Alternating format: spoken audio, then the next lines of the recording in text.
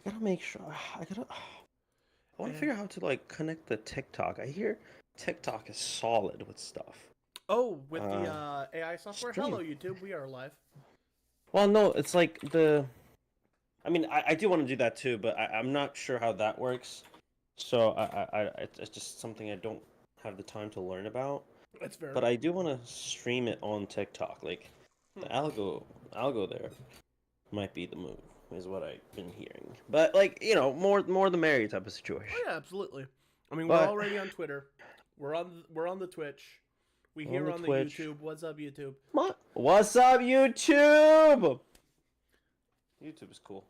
YouTube's aight. YouTube's aight. It's cool. It's alright. Yeah. I have been making less and less videos on YouTube.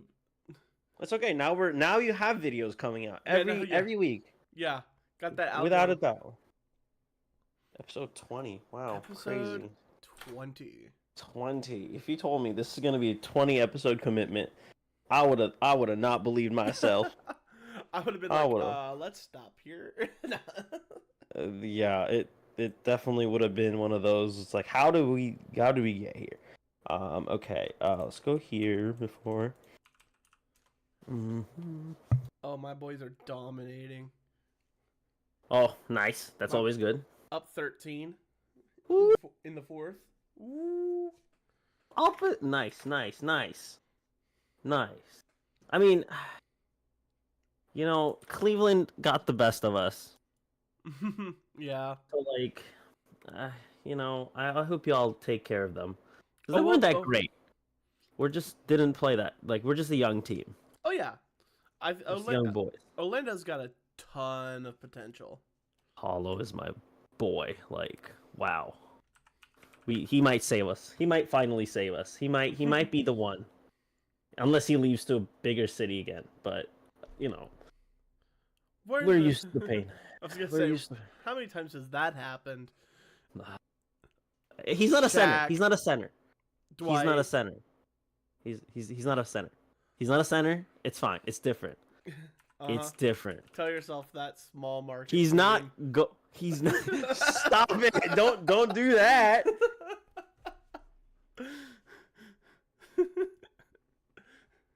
Much pain and suffering.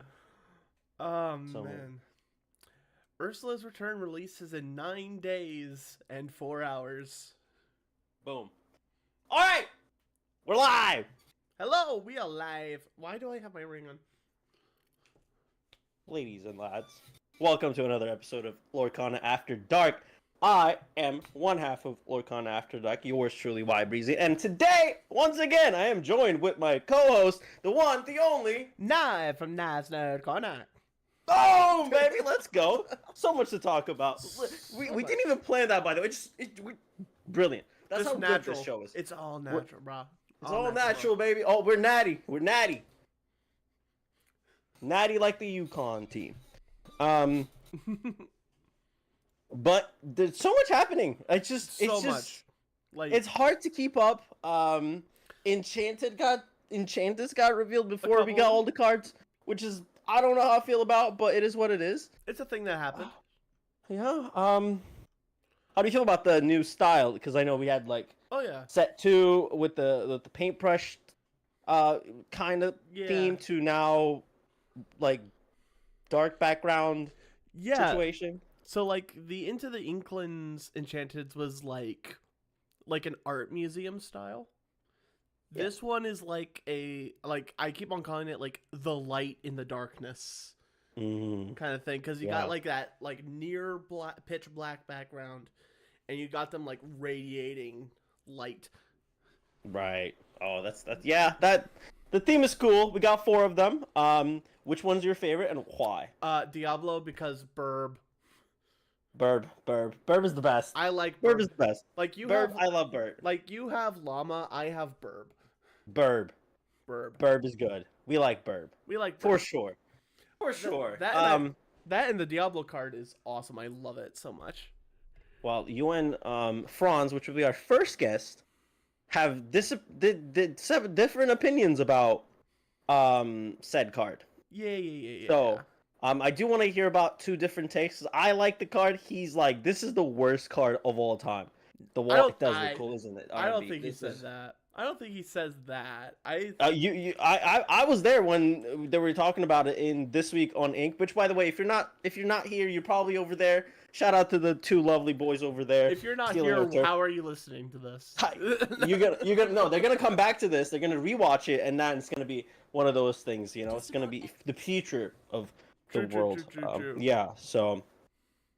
But yeah, I think the Burb card is definitely the best enchanted out of the ones that got released personally. But like, there's more to go. Like so the wall looks nice. The wall. Yensid looks pretty good.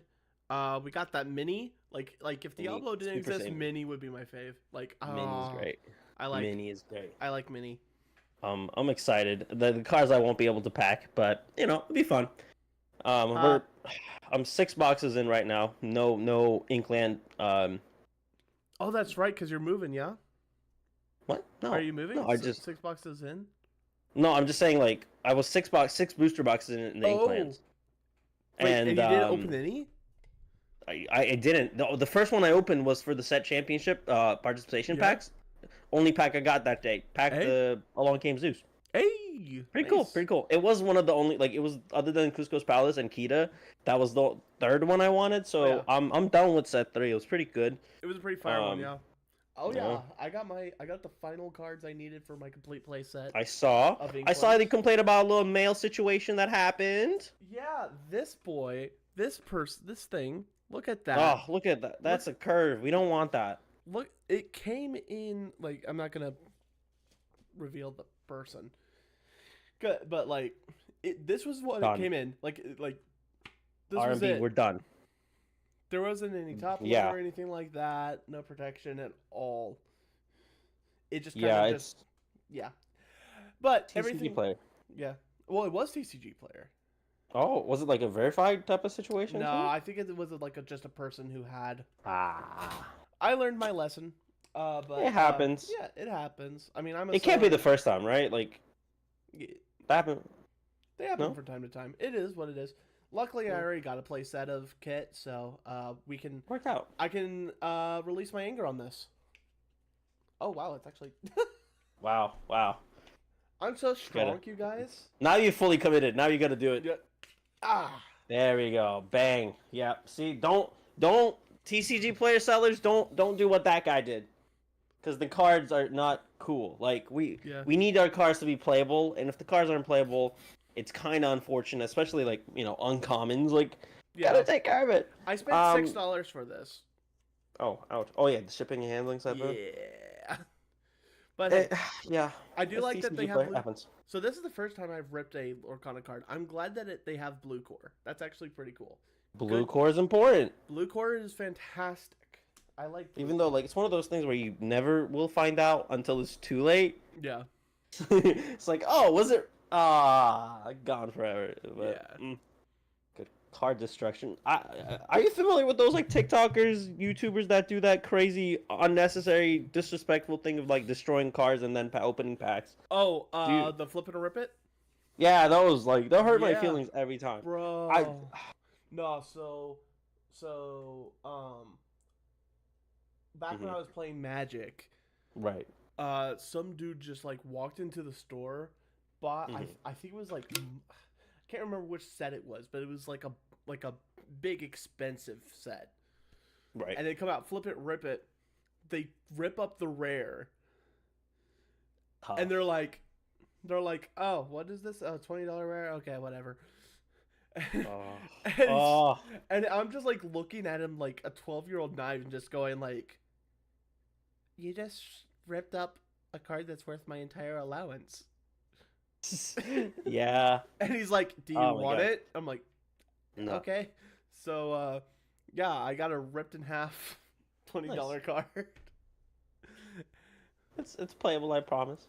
Yeah. Oh, happy affiliate anniversary. Happy affiliate wow, today, evidently. Hey, wow, look at me. Back in like 2018, maybe 17, something like the line. When I was a wee lad. Crazy times. My back. Oh wow, I used to play like FIFA back in the day. It was good times. FIFA. All right. I'm good. I'm good at the game still. I still got old fingers. We still got it. All right. I'm a big sucker for those sports games. So, dude, 2K is my jam, man. My GM is my life. We're making trades where we play from like the LeBron era, I believe, to now to like the current. So things shake up. Yup. We get some good deals. And there's some like rare occurrences of weird players just winning MVPs. They're like, no. Nah. Hot Greg Rod Odom Williams lives his career again. But dude, growing up, I had Madden 04, and I would just play that on a more daily basis. I would wake up at like 6 a.m., play it for an hour. I was homeschooled, so I would then get done with my schoolwork in 2 hours, and then I would go back to playing Madden 04. Nice. Is that the Michael Vick one? That's the Mike Vick one, yeah. Boom. Okay. Still. Wow. That's the 99. Oh, you can just scramble all day with that man and just score. It's the one that's considered like the best of all time. Yeah, it's good. Good. Oh wow, what a game! Was it PlayStation 2? Yeah, PS2. Yep. Nice. Let's go. Yeah. Somewhere in there, I have it. It's somewhere in there. Somewhere in there, where? Oh yeah. Somewhere in that. Yeah, there's the Maddens from there. Nice. Great time. No, they don't make them like the PlayStation 2 era, but anyway, that's good times, Madden. This year's game wasn't that great. The last best one was 25. Oh yeah. That was fun with AP. That was 10 years ago. Oh, don't do that. Don't do that. Time is flying. Like, don't. That hurts my feelings. Like, whenever people mention like, the time, and it's like this is 10 years ago. I immediately just 2014 should not be 10 years ago. Same thing with like this game should not be almost a year old. You know, just like one of those things we're getting there. It's like whoa, time. Stop doing that because, man, things are flying. Like next, we're gonna get new cards next week. Next week, we're getting new cards. The set's almost done revealing. Yep. We should have them all. We should have them all by Friday. At least I hope so. For your benefit. For my benefit. Ravensburg, to help a poor man, a poor soul. Please reveal those early, so he can plan ahead for his amazing draft guide, amazing limited guide. Stop. For whoa. I won an Alice Enchanted because of you. So like you have credibility. Fair. This set 2, one top. Well, I lost in the finals. Got 4 or 5 packs. Opened an Alice. Hey. The winner didn't. So got me there. Yep. Shere Khan and Hercules won me the whole thing. And ever since that, I drafted those 2 if I could. Oh yeah, I was absolutely. Like undefeated combo for me. Like those are great. Strong. Yeah. Yeah. But for this man's sake, please reveal it early so he can do his number game early. And but new cards. From what I've been reading, what I've been seeing, are you looking into getting into some weird, funky decks with the typals? Because we got brooms, baby. We got brooms. We got brooms. We got madrigals. We got musketeers. I'm so excited for musketeers. We got heroes. Hero. And we got flotsam jetsams. The eel deck is a real thing that might be fun. Like I'm so excited for this because like it's gonna have a lot of more deck options just to have. Like those type of decks aren't the ones you bring to your tournaments usually, but it's the ones you bring to like your locals for funsies. Oh, yeah. And like just take it out on your league night or whatever. And like having themes is always fun. Like showing up to those locals and just going out with your deck that you know it's not going to do well. But like, who doesn't want to build that Flotsam Jetsam board that like might go crazy? And I that's like the best part. It's just those like pet decks you're gonna have now that this set is truly bringing into. Because I think that's like the I don't know. For me, I love having pet decks. They're just like, wow, look at this. This deck is so fun.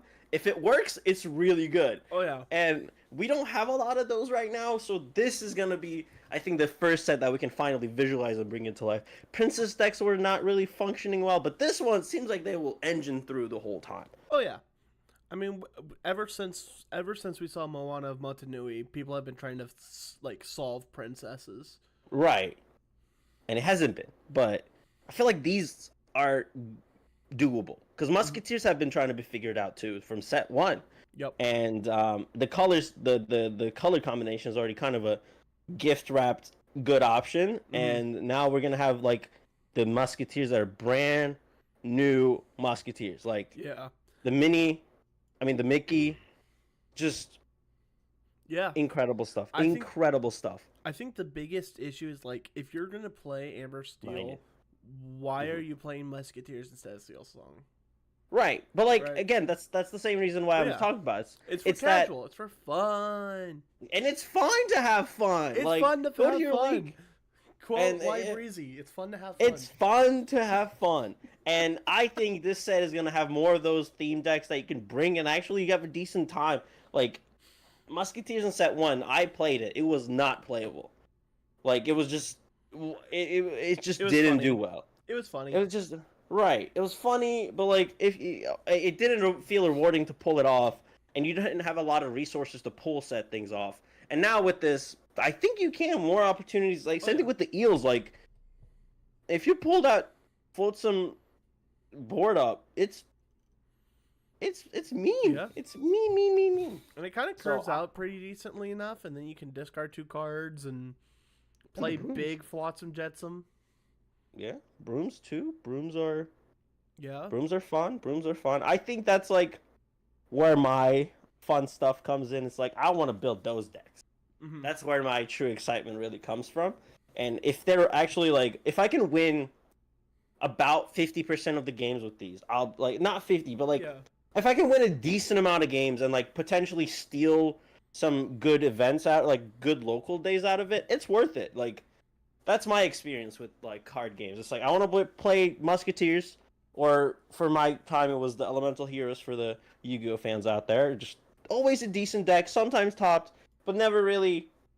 It's a great locals deck, and but like you can steal locals nights for sure. Oh yeah, and having those decks in this game would be really fun. Oh yeah, there was a fun Pirates. Okay, we forget about Pirates.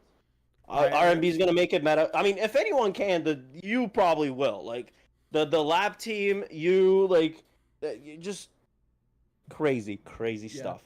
Captain, the Jolly Roger alone makes it to where it will do work regardless of what it is, you know. But in Rise of the Floodborn, I built a Sapphire Emerald deck that was like, it had like 16 characters. Oh.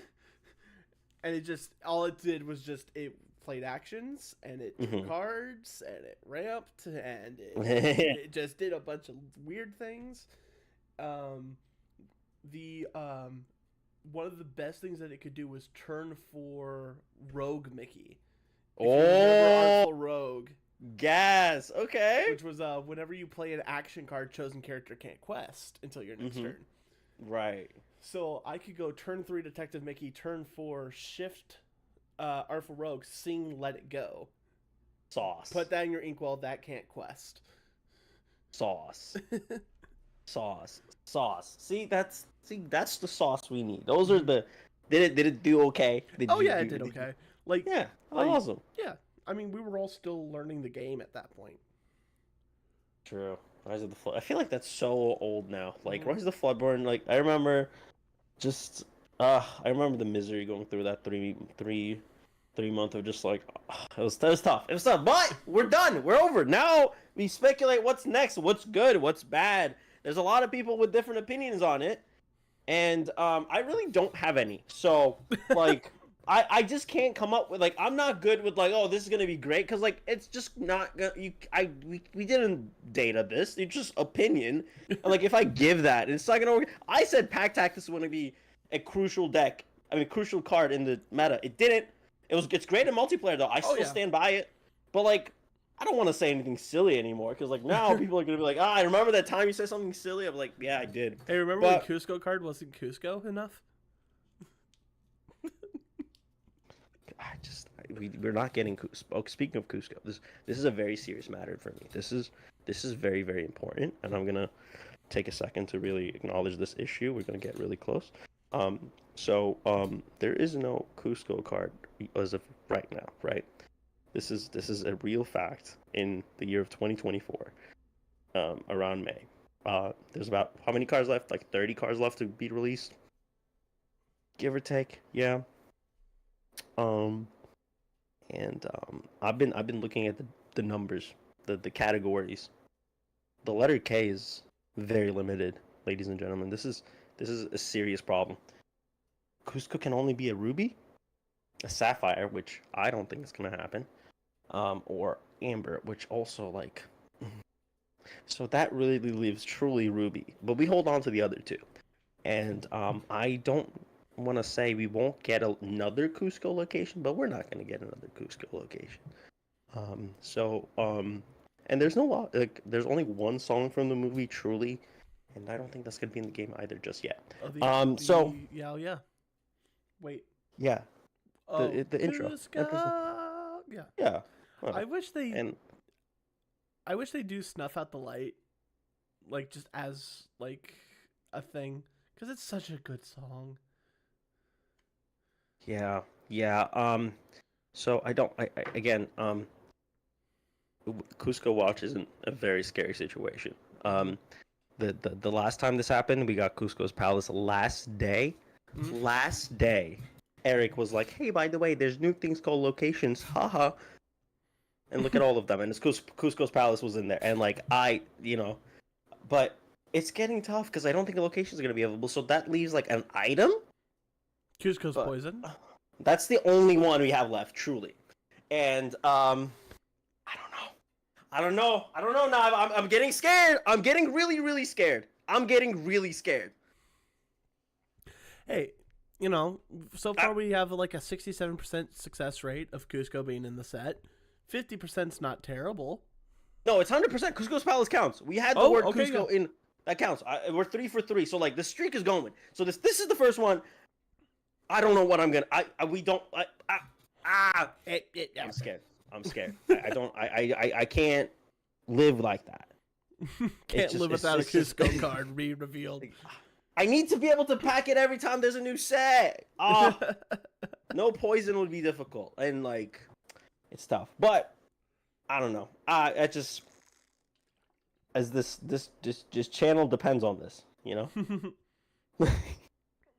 But man, I got some like pulled pork stuck in my teeth. Ooh, there's some barbecue. What's on the? I made for Cinco de Mayo. Mm-hmm. My little small group was having their very last meetup, because we meet up during the school year because it's for kids. Mm-hmm. And so I made. Oh, we're losing knife. We lost knife. Damn, everyone's having barbecue? What the heck? Boy, I want some barbecue. I made maple bourbon pulled pork.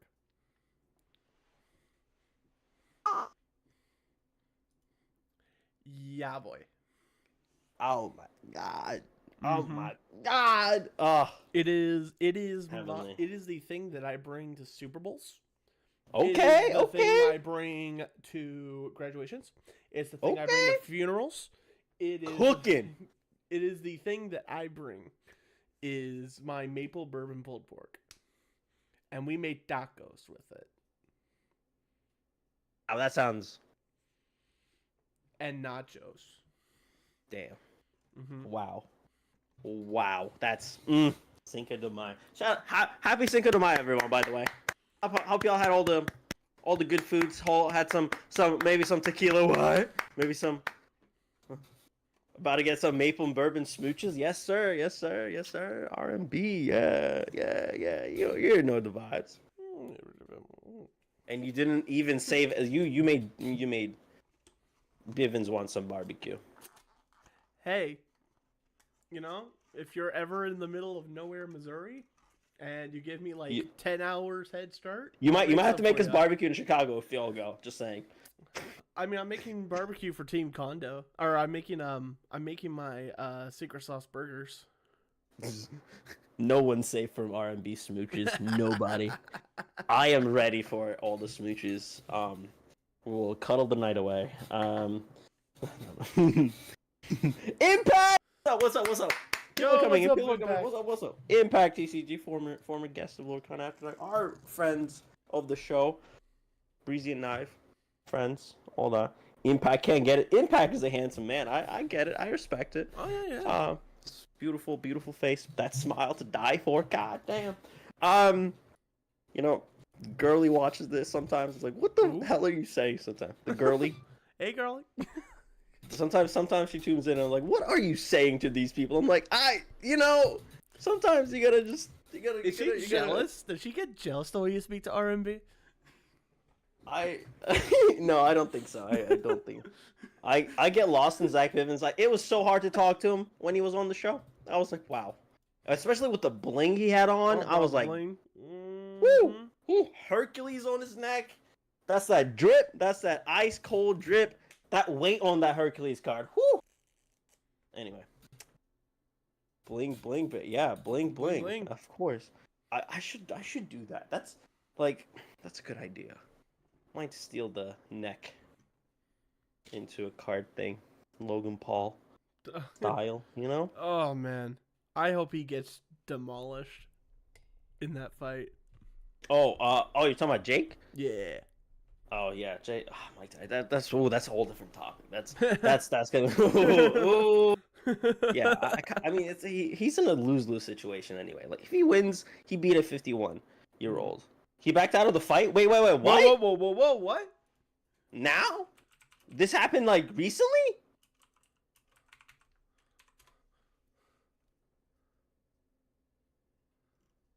Cap. No way. We're learning everything new today. Yeah, he got knocked.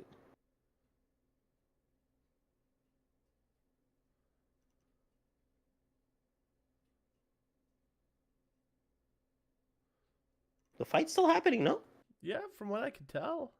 Yeah, people bought pay-per-views. Yeah, people got sparring. They're fighting. They won't be sparring. Huh. R&B, fake info. Fake news. Fake news. Shout out Craig and X for the follow, by the way. Appreciate you. I don't know why people hit that follow button, but I appreciate it so much. Like, they it's want crazy. to follow us, YbreezY. For some reason, they enjoy our unhinged energy. We barely talked about Lorcana, but we're here. Hi, welcome to Lorcana After Dark. We talk about Mike Tyson. We talk about sports games. And sports. And we talk about how This Week in Ink keeps stealing our spot. And so Teddy was like, this is like Drake Kendrick type of beef. And I'm like, listen, if that's what we're doing, if that's what's happening, I don't have diss track abilities just yet, but like, I had some names. I had like 515 in Disney instead of 616. Yep. I had, that was a good one. That was a good one. That was a good one. Meet the Inks. As opposed to Meet the Grams. Yeah, Meet the Inks was a good one. That was, again. It's all tofu, baby. All tofu. No, I have an eye on them. They're just so pretty. Like, I should be watching them eye candy. Doc keeps telling me to watch my sugar, so I just have them on to watch instead of, consume real candy. That's fair. Yeah. But it's we love them. They're fantastic people. I love them. They're live in like 3 minutes. Well, that's all good. Diss track's coming though. It's all gonna be like how much we love them. That's the diss track. It's like, yeah, they're so good. Instead of like, I hate the way you talk to me. I love the way you talk. I love the way you walk. Oh yeah. I love the way you dress. It's gonna be that. I love the way you do Disney song parodies and bang, wear a shirt. I think about you every day. Y'all are too good. No, okay. We can't. It's fine. I will. I love your bucket hat. Bucket hat game. Bucket gang was crazy. Yeah, I heard. Speaking of bucket gang, I was starting to hear it was like starting to be like a term for like a sweaty person that was like traveled around and stuff. Yeah, I'm like, what? But that's weird. Like during like the set championships and stuff, it was weird. Oh, interesting. Interesting. Oh yeah, so if you go to the Inkwell YouTube and you watch his video one jump ahead, he does a parody called Hot Takes, where this was like well before the release, and it's like a bunch. He goes like, "Oh, I got wait, hot take stuff. You got the invite. All right." Oh, hey! He said Bling Block. What? He said Mr. Two Mats. Oh, baby! Wow! Gotta make sure this one's out front real quick. The Elsa drip! Oh my god! He said, I got a car on my wrist. He said, oh. Like, you had my counterpart on last week, and honestly, pretty lame drip, I gotta say. Hercules? Nah. It's all about the Stitches.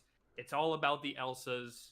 And of course, it's all about my boy, the Morphs.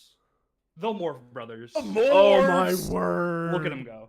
Look at Bling them Blow. go. Wow. Freshly pulled from yesterday's locals, by the way. Nice. Wow. Wow. Oh How's my everyone doing goodness. tonight? Wow.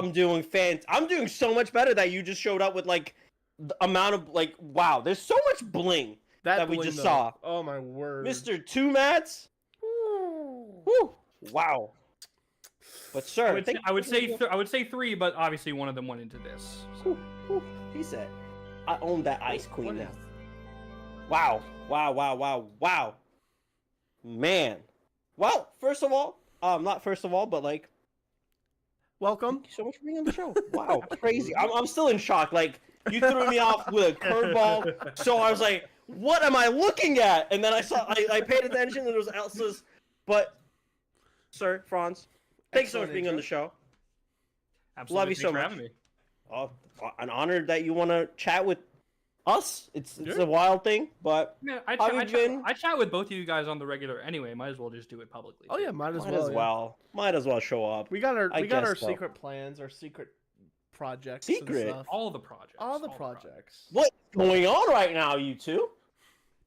Okay, keep it quiet. I see. I will crack that lock open one day. But, sir, Mr. Winning Champ, Mr. Bucket Hat Gang,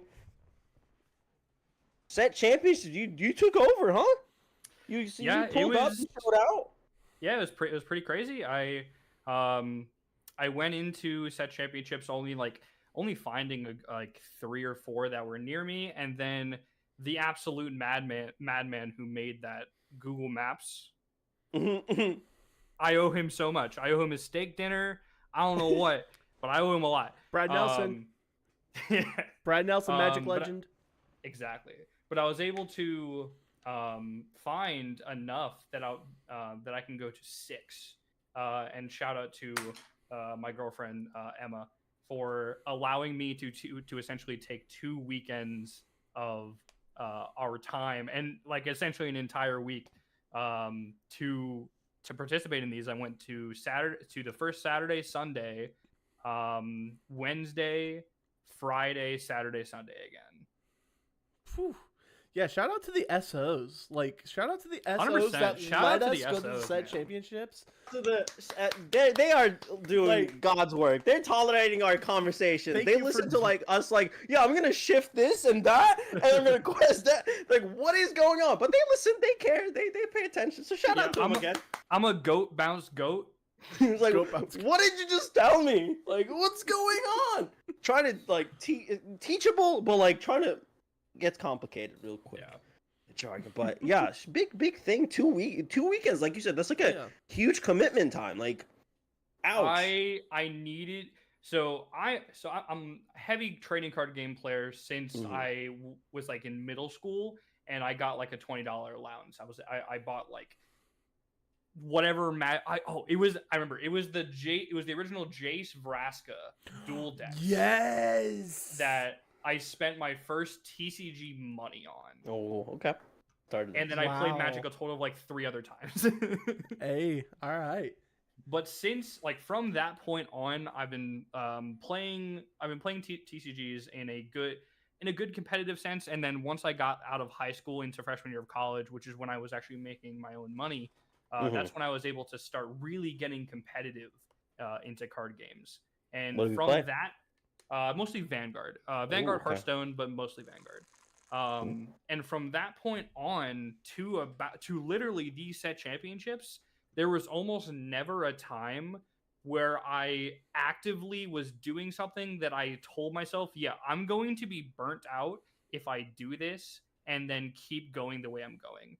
So like halfway through the tournament on Friday, quite literally, like probably like 10 minutes after Bivens and I's game 3, I was like, if I continue to do this at this pace, at this intensity, I'm gonna burn myself off real quick. So I took that entire, essentially the entire week, and I was like, I'm not playing this game at all. Yeah, I need to just chill. Don't even look at the cards. Yeah, so I chilled. I think all 5 days during the week last week, I think I went to bed before like 9:30. And it felt absolutely amazing. Sleeping in adult hours? That's crazy. Yeah, it was insane. But now I'm back. I'm hyped. I'm ready to start testing for this DLC in 2 weeks. And I've been grinding some games ever since. I think ever since Saturday, I think I've played a good like 350 games. Are we tweaking things? Are we confident in what we're doing? We're getting to the point where I've come down to probably 2 decks, and in one of those 2 decks has like 3 different variations based off of what I want to tech for. So now I'm kind of just seeing which deck I feel the most comfortable with. I think I'm like leaning one way, but I need to play a whole host of other games, and then I just need to decide, hey man, am I seeing Ruby Sapphire more, or am I seeing Emerald Steel more at this event? Who knows? I don't know. That's the gamble. No one knows. Yeah, and that's the absolute craziness of this meta. Getting to literally the last week of this set being like this format, and it being still this diverse is one of the greatest mysteries I've seen in card games to date. It's crazy. So magical what's happening. Like every event there's a different top deck, just like that's new, and then you'll look at one side of the country and they'll be like, oh look, here's like 4 Ruby Amethyst and 2 Ruby Sapphire, like, oh, that makes sense. And then you'll look at an online event, it's like 6 different decks and none of them have more than 3. I'm like, yep, what's going on? I mean, I don't know how to deal with this. We had Purple Fossa in the top 16. We did have Purple Fossa. That list was wacky. It was. It works. I guess. Had a Lena Saberwing. It was a Lena Saberwing. I looked at that. I was like, "Is this list right? Is this right?" It's just a made up. Like, is someone trolling the deck websites right now? What's going? Yeah. Who knows? Who knows? But I when it comes to like prepping stuff like that, RMB talked about it last week with us, where the 2-game format made a difference. How is that? Do you think going into Atlanta gonna make an impact on how you're gonna approach this 2,000 people field? So me specifically, it does. Mostly because I am extremely comfortable with the entire vast majority of this meta. It might not make as much of a difference to someone who's only comfortable with, say, Ruby Amethyst or Ruby Sapphire. And like, if that's you, do you, man? That's totally fine, totally viable. Right. Go play your 2 games and hope to see Steel Song every time. That's fantastic, and you feel great. Specifically with the 2-game format, though, I think that decks that have more polarizing matchups and can win games faster are probably a bit more incentivized in this sort of format, because being able to go because like everyone knows that like the technically best thing to do if you win the die roll is to go first game 2 because of that extra tiebreaker. So if your opponent makes you go first game 1 and you're playing a more aggressive deck than they are, or if you have a strictly polarizing matchup into them and you win game 1, the mental aspect is already in your favor. Because they're good or for good or bad. I've tried to see this format more of point gathering rather than completing full matches. And I think a lot of people definitely need to do this. Yes. Because over the last few weeks, I've seen a lot of feels bad tweets about specifically not feeling like our games have been completed. And while true, if you feel that way in a 2,000 person tournament for a serialized Brave Little Tailor Mickey, you're not in the right mental. Right. Wow. No matter how right you are, no matter how wrong you are, you need to just deal with it for this tournament. And like I said, I've made my feelings known about the two game format. I'm not a huge fan of it, but I'm also not a huge critic of it. I think it is an interesting concept that that I have accepted for the entirety of this first DLC block, and maybe next year we can revisit this and have conversations like that. But I will not go into a tournament, lose game one, and immediately throw my hands up in angst and anguish that I can no longer win this match. I no longer can win this match, but I can still gain those 3 points. Yep. And that is the most important thing that people absolutely need to learn and to get down for this format. Yeah. I mean, it's also the part of, like, again, this is the sports nerd music. That's like competition, right? Don't just, like, the first change happens into a ruling or thing that's new. You're like, oh, this is never gonna work. I'm just gonna have that mentality, like, this sucks. And then now you lost your first thing, and like, all right, that's it. This is the worst. And then just... for all you NBA fans, last night the Nuggets took that game 1 loss and they gave up. They absolutely gave up. Oh yeah. They came into a very winnable game 2 without Rudy Gobert, which is the pillar of Minnesota's defense, and they just got demolished. It was like watching a JV team go up against a Division I college team. Oh yeah, it was nuts. It was a rough one. Jamal Murray was not having. Oh my! They lost the mental. They were gone, and they may have lost the series because of that. And you never want to be like that in competition. You want to be as focused and as focused on playing to your outs as possible. Absolutely. Hey, Zach said he uses that analogy after he wins round 4 matches. Ouch. Hey, listen, man. Show that stitch. Yeah. Show that stitch. I got it. Does it matter? Oh, yeah. You see that? Look at that. We got this 3. Look! Okay. Where they? I respect this Zach Bibbins guy. However, the reports of these demolishings, he's the counter to Franz, greatly over-exaggerated. We played 3 games in matches. 2 of those matches, he was playing a direct counter to my deck. 1 of those went to game 3. And of those 2 games, I saw a 1-drop in a total of 3 games. No, 2 games. 2. One of them I won, and the other I only saw one 1-drop, and that was kind of bad. And our last game, very even matchup. Game 1, gotta say, I wiped the floor with him. Absolutely wiped the floor. Wasn't close. Game 2, same thing on his end. Wasn't close. I got absolutely demolished. Game 3, what do? Sometimes your opponent sees 4 Harams and you don't see a rabbit. Sometimes it just happens. Sometimes you gotta cope. And even then, all that matters isn't Swiss. All that matters is who's holding up the stitch at the end of the night. Ooh. And you know who wasn't holding up a stitch at the end of that night? Mr. Zach Bibbins. Mr. Bibbins said, you got no bling like that. I couldn't find a chain, unfortunately. However, I do got the boys right here.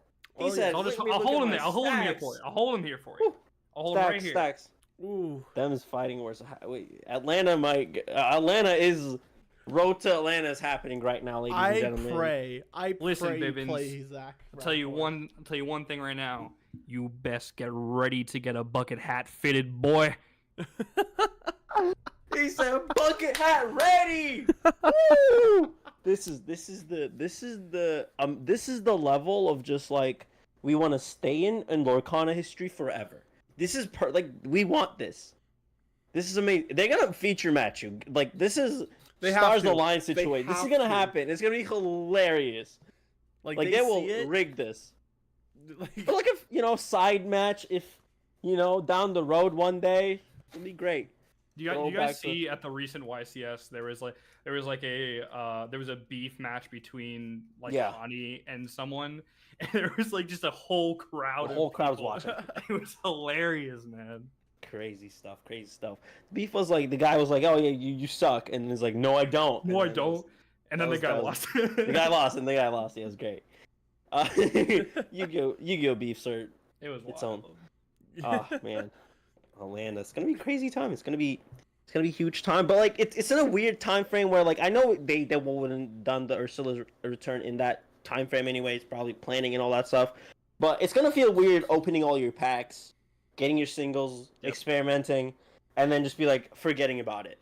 So what? I have a 3v3 case tournament the week before Atlanta that I need for Ursula's return. I'm like, the dissonance is crazy. Oh, you're gonna have. It's gonna be a weird adjustment where you got used to playing deck X and Y in set 4 now, and then going back to what you played a week, 2 weeks ago before. It's weird. It's a weird change. So like, it's a weird feeling, but there's a lot to be excited about. There's a lot to be looking forward to. Any cards, anything that you looked at so far in this big set 4 that like, since there's so many cards happening so fast, for me the one that I remember is like the ones I like and see. So is there any cards so far that just like, this is the one, baby, we're going with it? Yeah, so there are a bunch, and a lot of them are lower rarity, rares and lower. I'm gonna give you a few. Those who know me know that I do enjoy playing Emerald Amethyst, so I've been looking at that a lot. The new Cricky, I love me some Merlin Crab action, so being able to give that to an entire board feels very good. I love me some of the Pegasuses, the Pegasi, evasive shenanigans. Absolutely love those cards. I do actually like the legendary Ursula for Emerald Amethyst as well. I like how that plays. It kind of feels like I'm setting up a floodgate after I do my turn on my opponent, which feels pretty good. What was it? Oh, there was one more. What was I thinking of? Staff is bad. Staff is bad. Okay. Not a good card. Okay. I promise. I guarantee not a good card.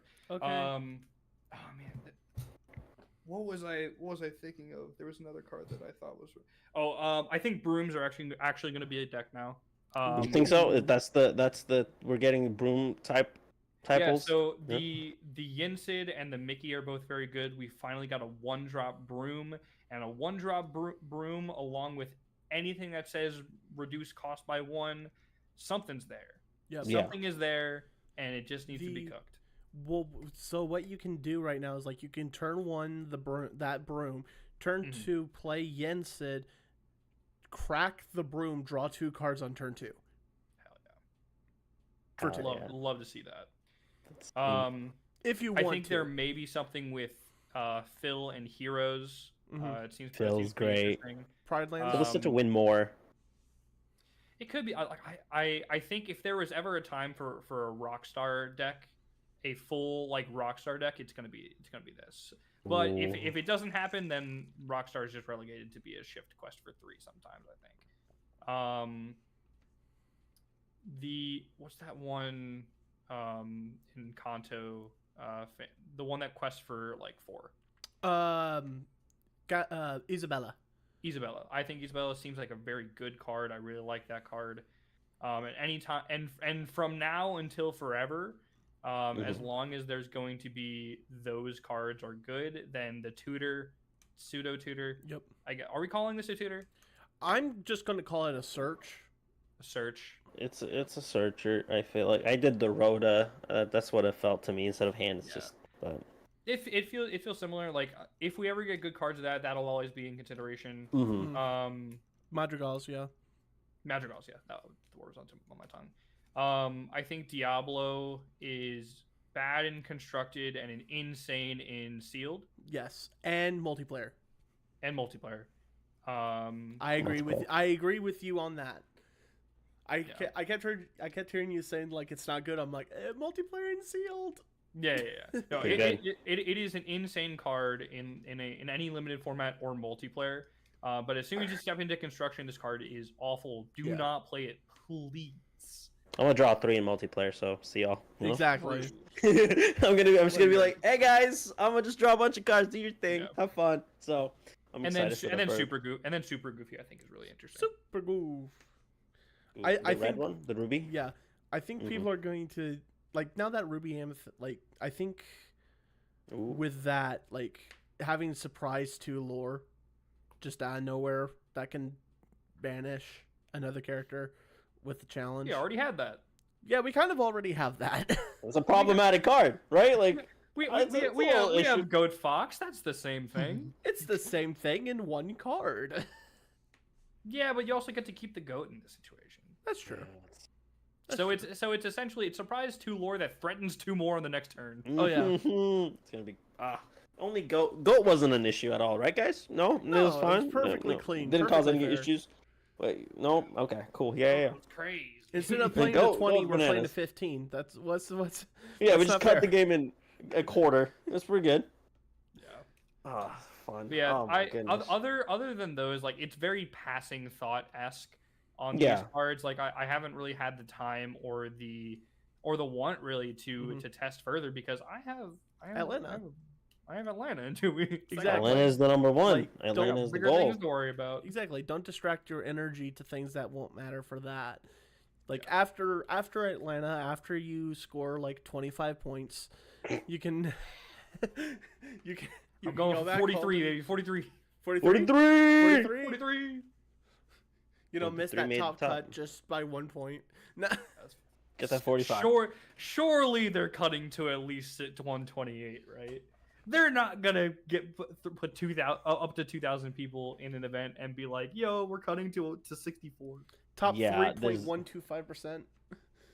Oof. Crazy. Oof. That's tough. That's a tough margin. You have to be perfect, and that's it's insane. I feel like it's almost impossible that they're cutting to anything below 128. Mm-hmm. Yeah, I agree. There's no that would feel so unsatisfying for so many people. It's just like 2,000. That's a lot of people. There's not a lot of events that hit that high. I don't think so. I don't think there hasn't been a tournament that's gotten that close for Lorcana at least. Yeah, it's been like what, the highest is like 300-400. Yeah, 300-400. In person, it's been 250. Yeah. Which was Miami. the Georgia event. The 8K, right? Yep. 10K also after Atlanta. Oh yeah. Oh, it's also in Georgia. Yes, sir. Oh my gosh. Man. At this point, Lorcana, we just need to move into like Atlanta. Oh, nice. I'll be there all day, every day. Good for you, my friend. Atlanta. I got to do the 7-hour drive more often. I've just been lazy about it. It's been tempting. How it's far just like is Atlanta? We'll just collect everyone and just do a huge America trip and come to. We can drive together. Ooh. Dude, I'm definitely flying to Atlanta. I am not taking the risk on that traffic on that weekend. Oh yeah, that'll be a nightmare. We got MomoCon. There's like a jazz festival. It's a holiday, and the Braves are in town. Yeah, so Atlanta's gonna be chaos that weekend. I'm excited. I'm gonna get lost in that city. But it's also hilarious that we're sharing a convention center with MomoCon. It's gonna be so great. We can just hang out there if things don't go well. I was gonna blast. It's like 11 hours. 11-hour drive for me, evidently. That's actually not that bad. It's not that bad. No. Well, R&B, you can be a passenger princess. That'll be fun. We'll have a good time. Gonna be Atlanta's gonna be fun though. I'm really excited for it. I'm just so excited to see everyone's faces in person and like give them a hug and like say hello. I'm just looking forward to that most. I want to see my friends go to day 2. It'll be so good. It'll be so beautiful, man. Just so excited. It's the first guy. It's like I know. Yeah. So crazy. We're gonna look like 10 years down the road, and we're gonna be like, Lily, isn't Lily technically happening before it? Lille is happening before it. Yes.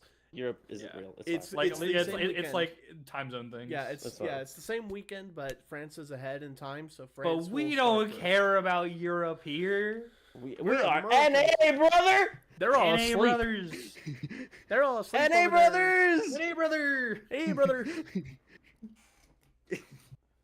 But yeah, it's just so exciting. We're gonna remember that weekend probably forever if we keep playing this game and this game. Yeah, for sure. It's the first one. It's the first time that a lot of people who got into being like community members after Gen Con, because I know like Nive and I like we remember Gen Con very vividly, the good and the very bad. There is no line. The good and the very bad. That was a fantastic experience, and this should be, I hope, even better. Oh, see, I wasn't in the Lorcana scene when then Gen Con. I came in like September of 2023, so like I missed quite a bit. This is the first like in-person event for me. Man, and a lot of us are like that, and it's just gonna be a blast. We're gonna do so many great I mean, a lot of people are gonna be locked in because they're gonna be playing through the event. But like once that event's over, the community's gonna have a good time, and I'm really looking forward. Even though it's gonna be so much chaos because like so much happening. Listen to some jazz, maybe. Have a good time. Yeah. Absolutely. But yeah, I'm hyped for Chicago. Chicago. All right. What's the thoughts on Chicago, Mr. Franz? I will not be going to Chicago. Lame. It is too close to Chicago to Atlanta to justify spending that much money, as well as I believe it interferes with a family vacation. The next one, yeah. The next one that I plan on doing is Vegas. Ooh. The boys are going to Vegas. Ooh. I wanted to do Fort Worth, but it is the weekend after a cousin's wedding in New York City. Ooh. So that's gonna be a lot of money spent, and I think I'm gonna be pretty tired from traveling there. I bet. So we'll see if it gets closer and I feel a little bit differently, then maybe. But for now, it looks like just Atlanta and Vegas for me. When you bling blow the event, win all the cars, you're gonna be able to make so much money. You don't have to worry about the. Sure. Unless I get my Natch invite, then I'm not going to Vegas. Oh yeah, if you get the invite, that's true. But like, all right, did it. Maybe it'll be in Orlando. We'll see. I'll see you guys in holiday 2024. Holiday 2024, whatever that means. Whenever that means, wherever that means, I'll figure it out later. Wherever. They're gonna make the Nationals be in the parks. It's gonna be a Disney like chaos in holidays within that event. It's gonna be awesome. It's gonna be so good. I'm expecting one of the resorts for Nats, and then Worlds. I'm expecting the other Disney. Yeah, I think I did Disney. I mean, personally, Orlando would be good, but Cali might be the way. Or maybe they'll like kind of switch with D23 through every year, where it's like kind of shift. Imagine if it also is possible that Worlds is in Paris. Yeah, Paris or Tokyo. Or Tokyo. Tokyo would be insane. Mm-hmm. That'd be crazy. I feel like the most likely is probably there. But Tokyo won't. They don't have cards there, right? Like we don't have Japanese Lorcana cards yet. So soon. So that might take a bit. Yeah, they don't have OP, which is the important part. Right. Like, how cool would it be? Like, imagine like they have like this big old stage on Main Street for like the top 8. Just lock the park. Like, stop. That would be everything. Insanely cool. Let me throw Goat down in the middle of Epcot Ball. On top of it. On top of the ball. On top of the ball. They just created like a leverage thing where it's just a flat surface, so you can just don't worry about the wind. It's bubbled in, and you just play. It'll be great. It'll be great. Just play Top Cut, and then in between rounds, run over to Mexico to get a margarita. Oh, run the whole. It'll be so good. It'll be so good. Do a drink around the world. That's like another challenge you have to do while you do it. It'll be good. Yeah. Drunk Lorcana is better than Lorcana. So I will say, for anyone who is of age and is drinking responsibly, the best value drinks drinking around the world is likely in, I think it's Morocco. They do. It's $20 2 like 12-ounce sangrias. Wow. There is a picture on the internet of me and former Traverse Tavern host Greg double fisting sangrias in Epcot, and if you want to try to go find that, be my guest. But it's a very funny picture. Let's see. Heck yeah, Last time I was in Epcot, I was like 15. I love Epcot, man. Epcot is my home. I just go there to drink through the world sometimes. It's great. Okay. I don't know what it is, but I wasn't a fan of the park. I think it was just like I was at that age where I was like, yeah, I hate it. Epcot is that? Yeah, Epcot is definitely not a kid's park. It's like all like most of the rides are pretty whatever. And like who cares about going around the world and eating different kinds of food? We're going to dinner later anyway. Exactly. Yeah. Like send me back to the rides, man. But now as I'm older, I'm like, oh man, This is where I'm at. I get to have a margarita and then a beer within like 10 minutes of each other. Let's go. It's so good. As a kid sucks. As an adult, I understand why my parents wanted to go there every time now. It's like, excuse me, I start my day off with potentially a margarita. Technically, you should do Canada. That's no. Yep, Mexico, Nope, Mexico, or you're a bitch. You don't want to. No, that's Mexico not how it works. or you're a bitch. Okay. Calm down. You know who starts in Canada? Canadians. Zach Bivens. Ooh. I mean, I also start in Canada, so like. Follow him. I'm wearing a Vancouver Canucks jersey. Gotta start in Mexico, man. Gotta start in Mexico. I do both, but like Canada's just easier. Simpler. That's what I'm saying. But by the time you're done, tequila feels like nothing. It's such a good time. I'm dancing way out of there. Don't worry about it. You know, I'm not. Not a challenge then. Fair. Not a challenge. You know what? Next time I go, I'm gonna make sure I start from Mexico and just record my whole experience just for RMB. I see you. I see you. RMB. I see you. But Zach and RMB, y'all can stay here. I got couches. If Nationals in Orlando, my house is available for like a lot of people. Bro, I'm keeping you. Just letting everyone know. I'm keeping like, you there's a limit, accountable for obviously, but like we'll sardine if we have to. But like no one needs to pay for a hotel if I can sneak people in here. I have like so many rooms in this place. I'm holding you accountable for that. There's a couch I'm looking at. People might need to cuddle or like bring their own air mattresses, but we can make it happen. I'll sleep out on the porch. I mean, yeah. Someone needs to cuddle. Breezy's bed. We might make some people fit in the bed. It'll be a good time. But Mr. Franz, two mats, Mr. 2 mats, Mr. 4 stitches. Five? Over the entire mint, 5 stitches, 3 champion mats, one runner-up mat. Gas. Thank you so much for being in the show. It's a blast talking to you always. I know Lorcana is the show, but like it's all about other things and everything in between Lorcana. But thank you so much for being in the show. I appreciate you once again. I wanted to hop in, chat, and thank you so much. But before I do let you go into Moonlight, because there is no sunshine where we are, what would you like to say to the chat before I let you go? I appreciate both these hosts for having me on. Absolutely love the show. Absolutely love both of these guys here. Keep them honest. Zach, I'll see you in round 4. And to everyone else, have a good night. Why is that not a podcast between the two of you now? That's round 4. Round 4. Just call it the round 4 podcast. Oh, that's a good one. Actually, that's a gas one. But sir, have a great rest of your night. See y'all. See ya. Peace. Traverse Tavern, Mr. Franz. Thank you so much for being on the show. Thank you. R&B, you can sleep on my bed all night. I don't think we'll wake up the rest of the house up, but you know. Oh my it's all word. Good. It's all good. You might hear a lot of zzz. Okay, and then I wonder why people don't come to the channel. I wonder why no one else applied for this job. Wow. I mean, hey, that's not wrong, but like.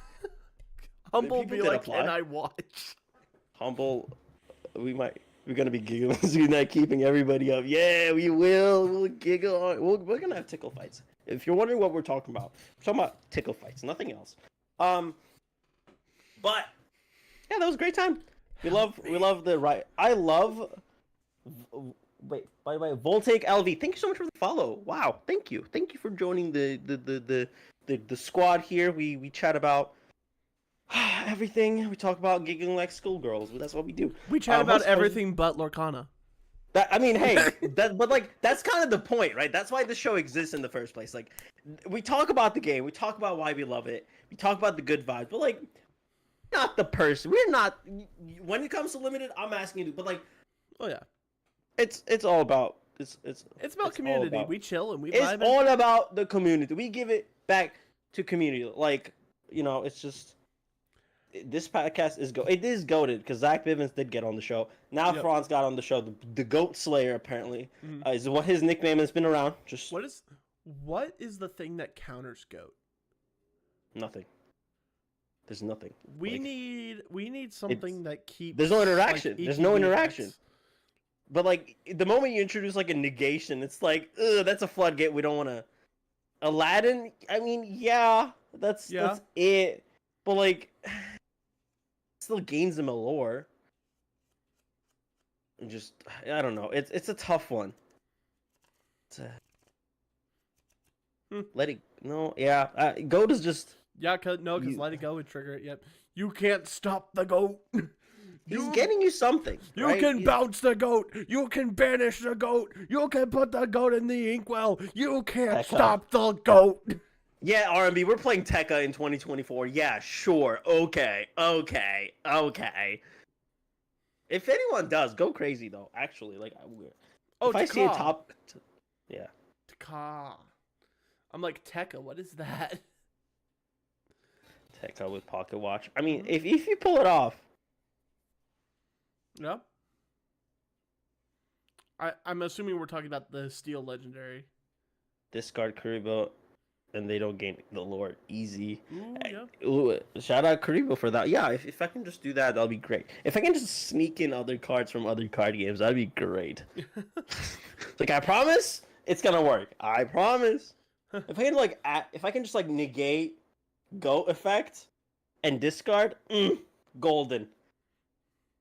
My grandfather's deck has no pathetic cards. Yeah, exactly. Only if negate was available, but that's like just a scary like slope that cannot end. Like, I don't know, floodgates and negations are interesting. That's my vibe, man. Like, that's my deck though. Like, I would play that so hard. See, that's the stun control decks and like Emerald Ruby. You do nothing. Good day, sir. You lose. You lose. My board is untouchable. Sir. You got nothing. Then again, but I can't talk that much bad about other decks. Like, it's like I play hand discard, which is like not the best friendly option. I mean, that's what I'm running right now. Is I'm running that Emerald Steel discard aggro-ish thing. Terrific. Yeah. It's a nightmare. It's a nightmare. Nightmare. I still don't know what I'm running. And that's fine. Set 4 is gonna come out. I'm gonna change my mind. It's gonna be great. I'm gonna probably play Brooms though. I think Brooms gonna be my Brooms and Musketeers. Look at me. Like, for Chicago, like, I'm gonna see what happens. Of course. I mean, there's so much there. Like, but Seth, I'm already know I'm gonna run the silly goosey decks. Oh yeah, I'm gonna try to make Emerald Sapphire work. I'm gonna try to. Item slinging might be the move. That's what I'm thinking. Because people already like. There's some deck lists I saw there already, and look, there's really. I'll feed Knive the sauce for Chicago. Oh, R&B, yes, bro, hit me up, like, legit. Like, I kind of want to hit up Team Labyrinth if y'all do online testing. They have their like Discords and stuff like that, I believe. True. But I'm that's like Manticore and ads. You know how you don't get ads, R&B? Well, he's in an ad right now, so you can't talk to him about it. I'll let you know when he's off ads. Off ads? You're not subbed either. I get it. I'm not subbed either. Why would I give you money? Listen. You're right. If I'm just gonna get half of it back, no. That's true. That's actually true. Be smart with your money. Don't do that. But like, no ads. It's like buying an ad skip. That's fair. Or if you have Amazon Prime. Oh, I do have Amazon Prime, but you got Twitch Prime. You use it for someone else. You're cheating on me. I use it for Tia Beastie. Oh, that's fair. She's better than us. Yeah, that's fair. You know what? Never mind. It's fine. She's lovely. It's okay. Yeah. Yeah, she's much better than us. She actually like, She does a lot for the community, man. She does. She like donate like charity. She is Lorcana's Mr. Beast.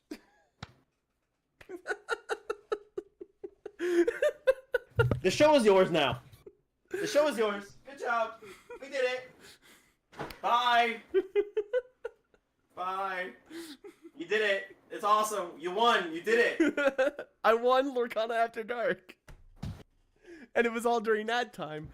Okay, we physically can't. We peaked. We have peaked. That's it. That's over. See ya.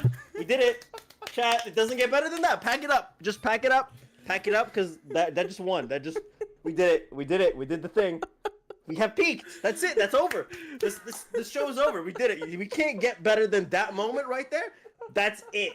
That's actually over. 20 episodes. Fans, pack it up. Pack it up. Pack it up. I'm packing up. Pack it. Pack it. It's over. Broken camera. Just pack it. It's alright. You're done.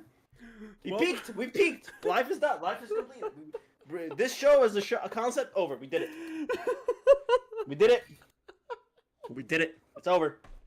It's done.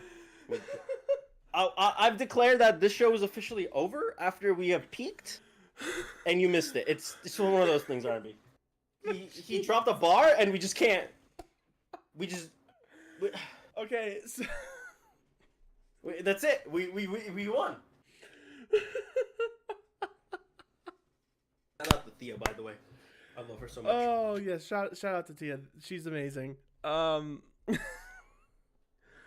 my word, that was amazing. Okay, so R&B.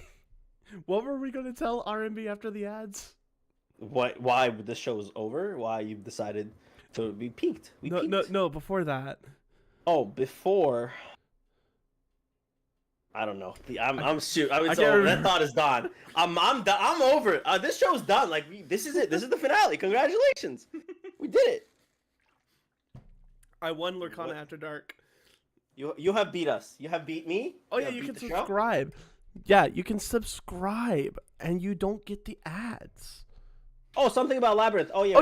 How to get contact. Yeah, yo. Like, hey, if you need like another spot on Team Labyrinth for a person that can't play online tournaments that much, is based in Memphis. That's actually quite close, actually. Manticore.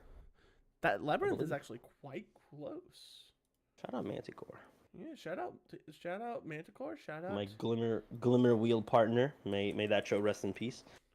It had a great 2-episode run. Glimmer wheel. Yeah, Manticore was doing YouTube. Okay. And it was a great concept. I would love to run that back again. But it was basically it was basically master roulette, and not master roulette, but like roulette shows in Yu-Gi-Oh, where it was basically we spun a wheel, one wheel with movies. Yeah. We could only use characters from said movie. Oh, cool! I like that. And then we roll a second one that was just the colors, and that gave us our actions, items, and songs. Cool. The first episode this was set 2, so for set 2. I got the first episode I ran. I got Pinocchio, and at the time there was only 6 characters. Yeah, which made it really difficult because he spun the dwarves. Ah, nice. And now the format's limited, and my songs and actions was Amber, and there's not a lot there to work with. Yeah, nah. So he kind of steamrolled me the first episode. The second episode I got Hercules. Which kind of helped, but he still seemed because like the Snow White, there was just so many more card, and he kind of just took over. Yeah. But after that, I think that type of content is a little too early. Yeah, that sounds like what I started trying to set up. Like I tried to set up Quest for Chaos, which was a basically like shuffle up and play from Tulare Community College. It was like a bunch of weird homebrewed formats, and we only did one, which was each player randomly rolled 2 movies, and I literally just gave them 1 copy of every card from that movie, and that was their deck. Wow. And yeah, I mean, Yeah, I think there's a lot of potential there when it comes to that type of stuff as well down the road. But the card pool is just so little that you can't really do much. Exactly. If anyone's watching this, anyone's content creator, the moment this show is, we need a Lorcana Dan equivalent. I am working on it, RMB. I am working on it. I promise you, I am working on it. It is. I am calling it Hey Hey, and it is awesome. And I have been brainstorming it since Rise of the Floodborn. It is getting there. I promise. Gals, all right, do your thing. But I think there's like some content I would love to do, like the history of Yu-Gi-Oh, where it's like they open packs from each set and collect the collections and move on to. Yeah, that'd be fun. But like there's only 3 packs. You can't really do that right now. Yeah. So like when it comes like 3 years down the road, maybe that's something to work on. But like I'm calling that one packs. dibs. Yeah. I call that series dibs on that one. That's mine. Fair. I'm gonna steal it for someone else, but I'm calling in for the Lorcana first. That's what I'm saying. That's fair. That's all right. Lorcana progression series would be goated. Exactly, but there's only 3 sets. We gotta wait like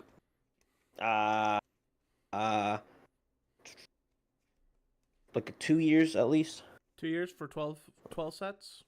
12 sets, because then you can do like 12 episodes and then be done and then revisit it down the road, because they're doing a season 2 of Prog series, which is like they finished it and now they reset. They're doing it again, so that's like 3 years of more content, which is great. So that'd be nice. But the game is too new, so yeah. But now the meta talks is fun. Everything's good. We're having a good time. The game is in infancy. It's the meta is great. No one knows what's happening. No one knows. Honestly, I think this like 3-set meta will be like the legacy of Lorcana. Where like people are going to look back and are going to be like, why don't we just like go back, play Legacy, and play a format where it was just the first 3 sets? Because that is probably going to be the best meta we're ever going to have. This is probably the best format we're ever going to have. Because it's just so designed. Might want to call it GOAT format. Might want to call it whatever. Taken, but it's all right. Who cares? Go format. Yeah, we just 2 GOAT formats in card game worlds. That'll be fun. Like say what you can. Like I'm hopeful. Like it would be cool if like somehow this like level of meta is like continues. That is like, but that chances are low. Honestly, chances are low. Incredibly low for that. I set 4 is scary because like we have something so beautiful here. Like there's good deck, just a fun little thing we got going on. We are finding a new deck every week. And then set 4. No, I can't wait till we get Lauren Blocky Cool. Oh, that was before my time. But I heard so many cool things about Lorwyn Block. I can't wait till we get our Zendikar set where the draft is just so incredible. What he said. Magic. We don't.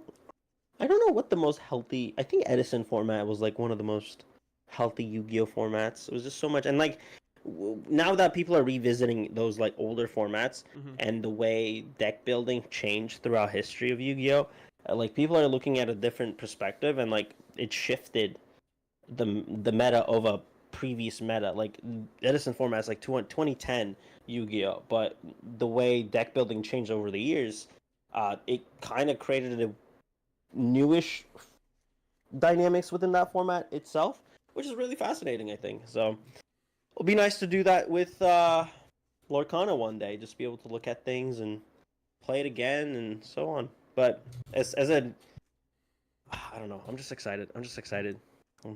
I hope okay, let me ask you this then, Mr. Limited. What makes a set like really good for draft? Yeah. Like how do you look at a set as like this is so good for, like how do you decide on the health of a set being good on limited formats? Yeah, so whenever you're looking at a Lorcana set or like at a set in general for limited, what you want to see is the set's mechanic shine. So for example, it would be like in Rise of the Floodborn, where the Floodborn mechanic was there, and like you could make a Floodborn deck, but it didn't really shine too right. great.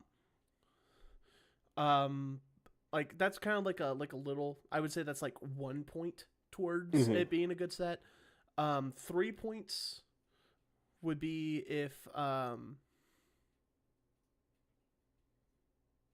sorry, my brain blinked for a second. Like there's good balance. So like in Magic, it would be like you don't have one color pair that overpowers the rest.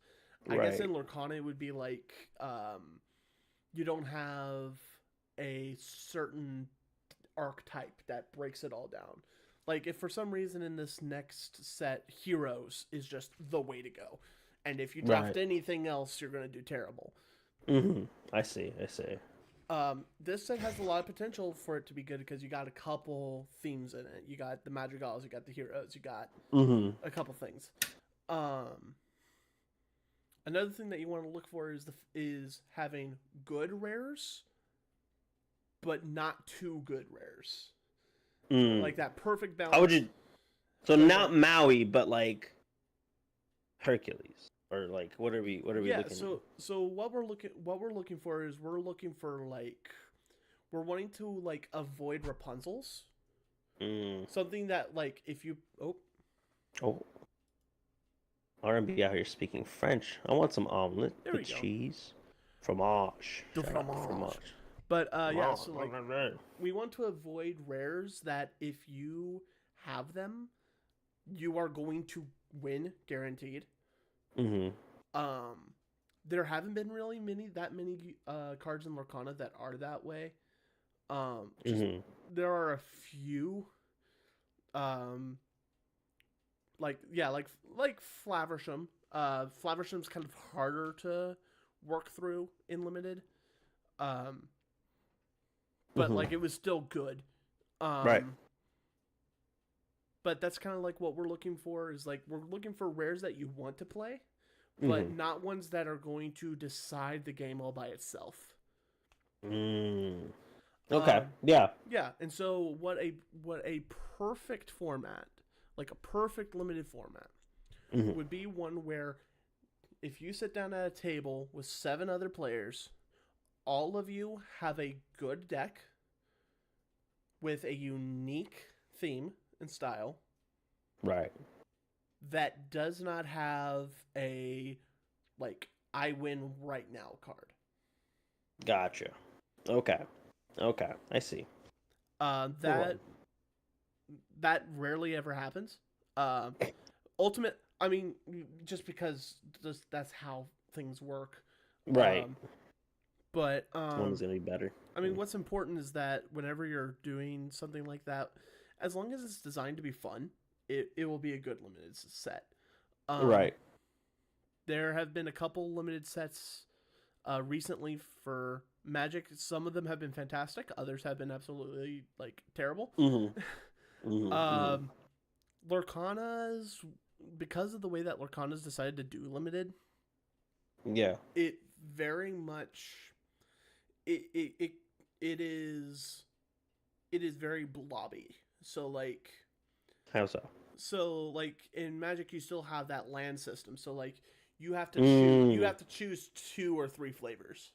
Right. Like 2 or 3 colors or whatever. In Lorcana, you can just put in all the flavors, and so it creates this kind of grayish mush. Yeah. As opposed to like. Okay. Yeah. And so it's harder to design a limited set that way. In a place where you can have rigid, so like if you are like you can only play 2 colors. Like if we had the 2 color rule in limited. Right, which would be very hard to really. It can be done. Okay, yeah.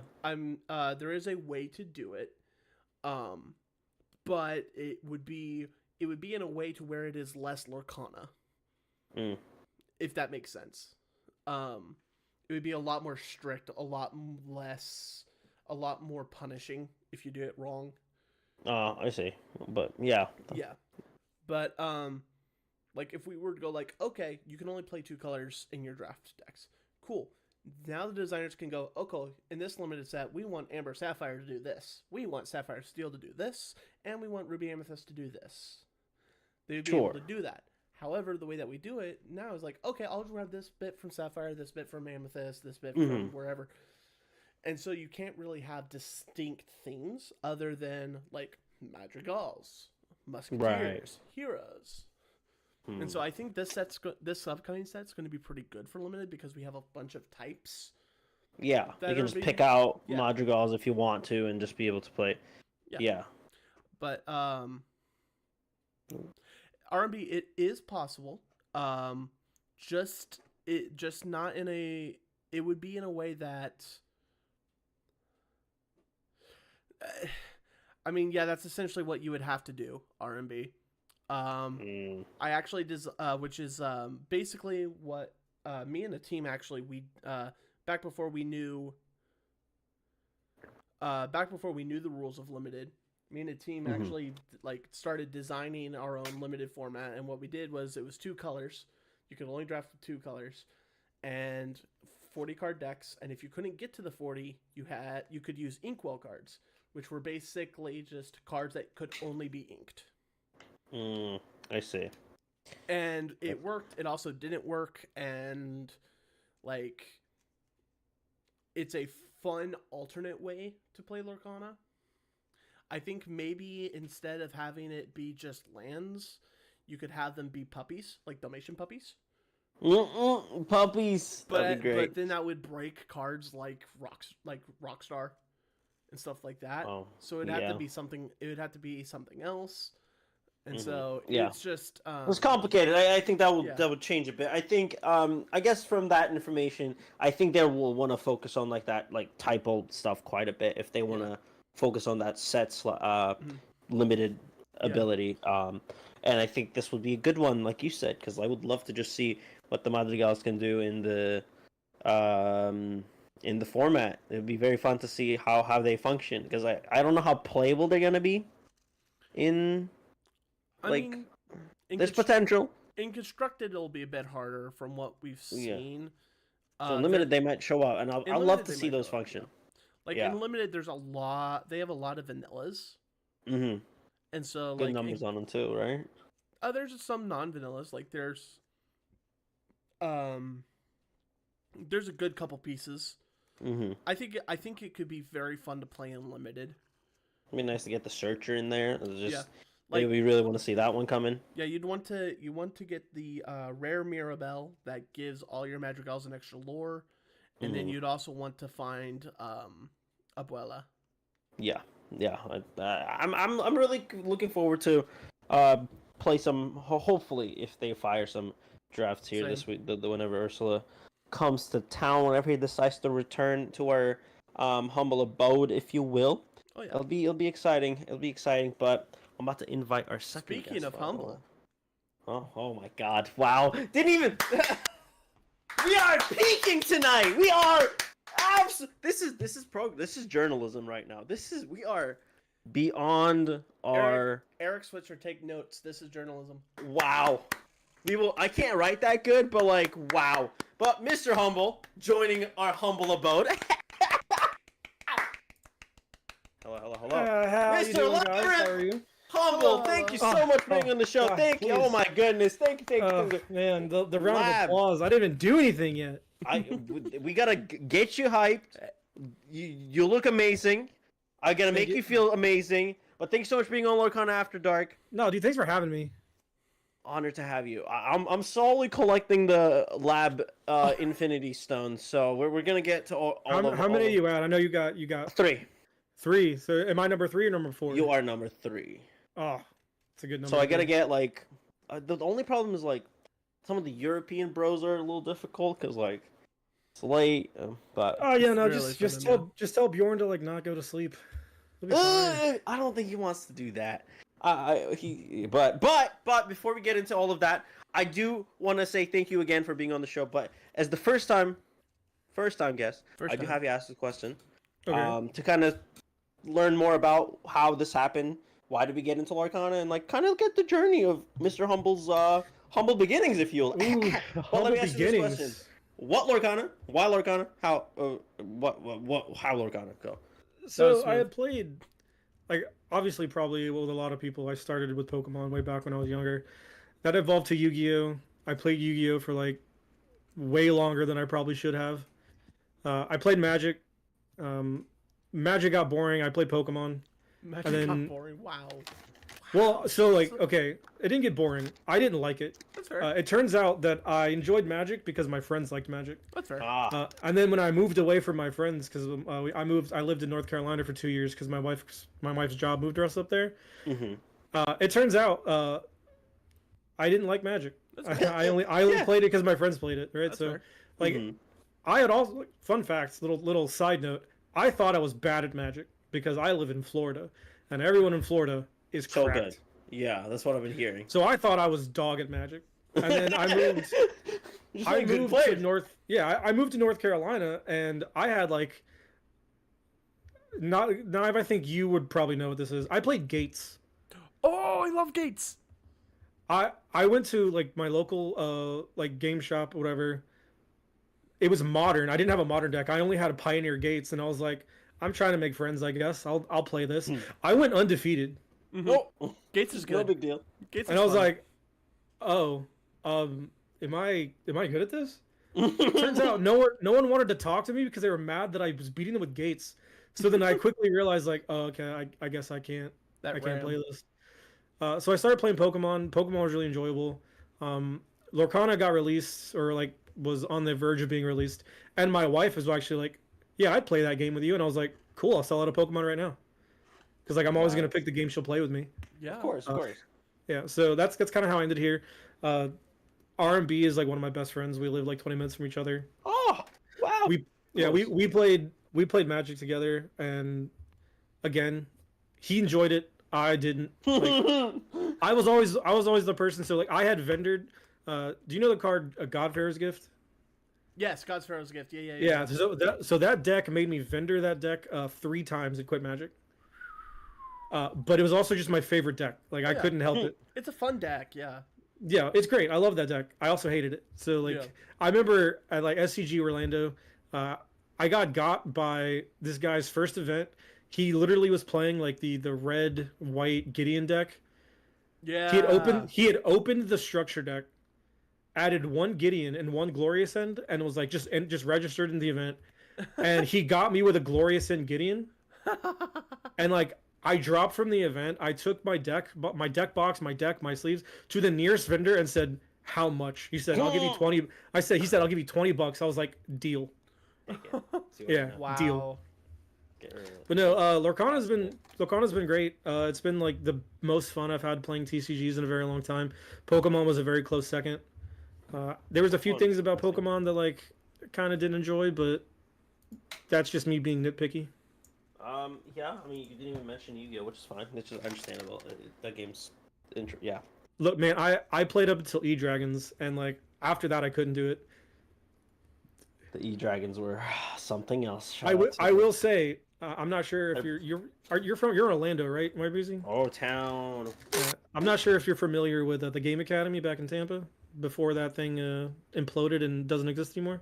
I don't think so, no. My claim to fame was during E-Dragon format when I just was priced out of the deck because it was like just a cool $1,000 for 6 cards. Yeah. Yeah. So I just built Crystal Beasts and went 5-0 and like I went 5-0. I 2-0'd 4 E-Dragon players. Oh, Crystal. What? Yeah, with CBs. Yeah, it was great. Oh my god. Okay. Yeah, Paul. I don't know how that worked. But... One of the locals. His name was Cortez. Shout out Cortez. Cortez. I went 5-0 with Crystal Beast, and he made me sign a Pegasus. And he has. I think to this day he still has it in a binder. Pegasus is just such an iconic card in Yu-Gi-Oh though. Like it's so crazy too because the Crystal Abundance was a broken card. Like they would make some huge board with a bunch of E-Dragons and like Big Eye and Draco Sack and like Stardust Dragon, and I'd be like Crystal Abundance or like negate, and I was like, this says send, dog. I would wipe their board, just put out 8,000 damage on the board, and be like, "You're dead."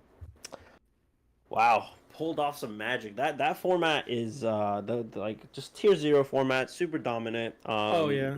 Just if you didn't play that deck, unless you're just like a different human being like Mr. Humble, you are not doing much else. It was just a tier 0 format that just made a lot of people not play because, like you said, it was a super expensive deck. All of them were secret rares that was just a gazillion dollars. I had the entire main deck and like the extra deck. I had like Big Eye. I had I had 0 Big Eyes and 0 Draco Sacks, and those 6 cards alone were just a cool $1,500. Big Eye was a prize card, and that was the only way you could get it, I believe, at the time. No. Big Eye was a secret rare. You're thinking of Giant Hand. Giant Hand.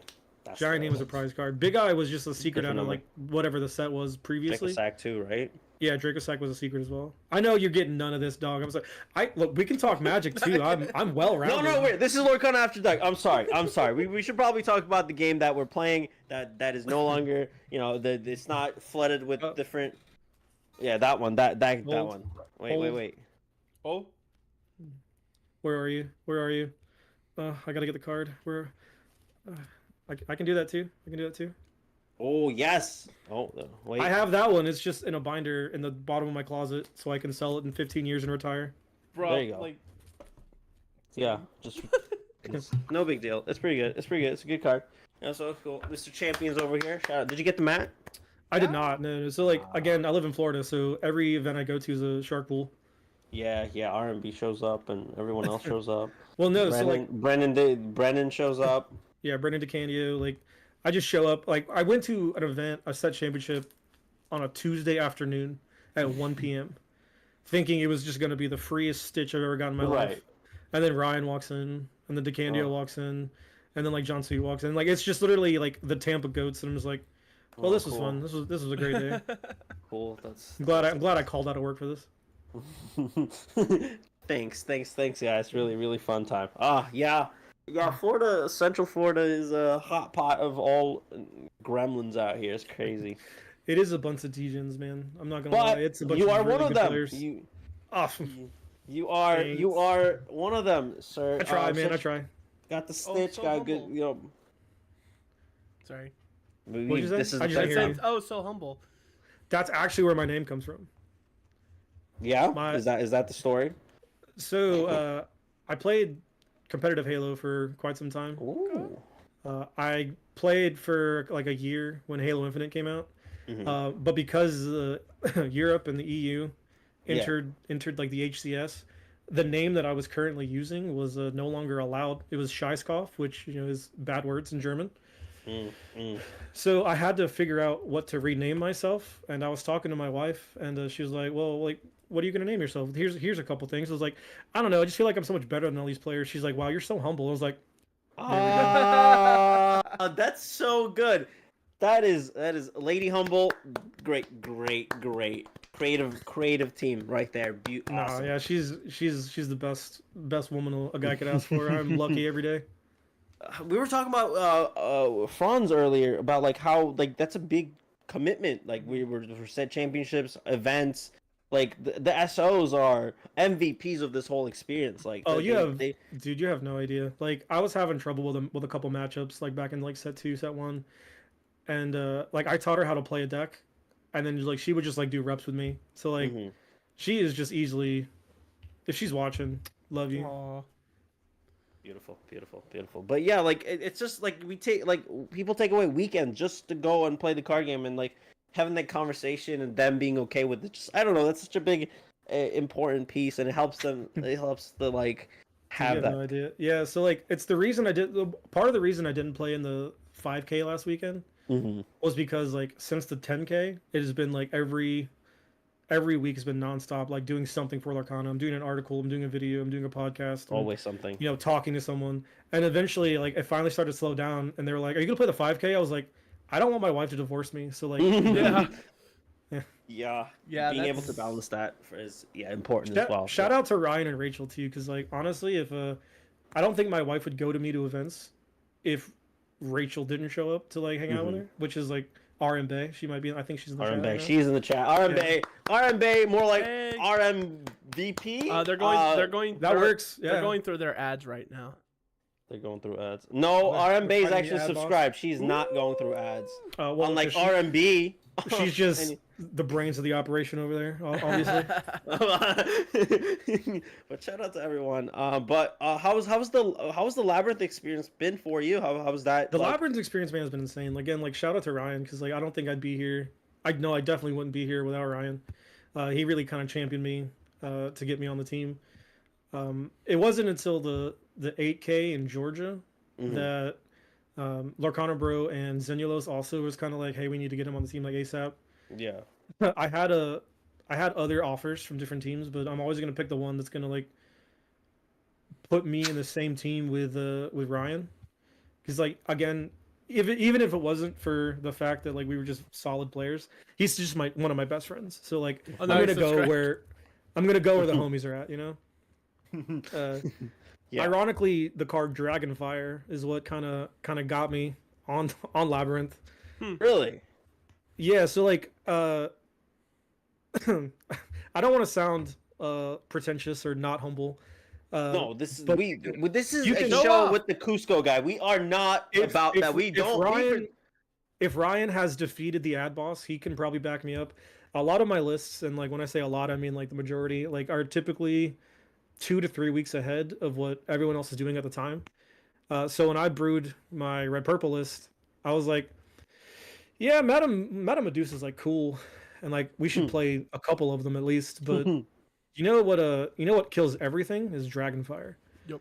And I shared my list with the lab boys like on the drive up to Atlanta, and it turns out that like Lorcana Bro played it at his event and won, and convinced Zenulos to like switch to my list for the 8K, and he topped. So you know, a little pat on the back.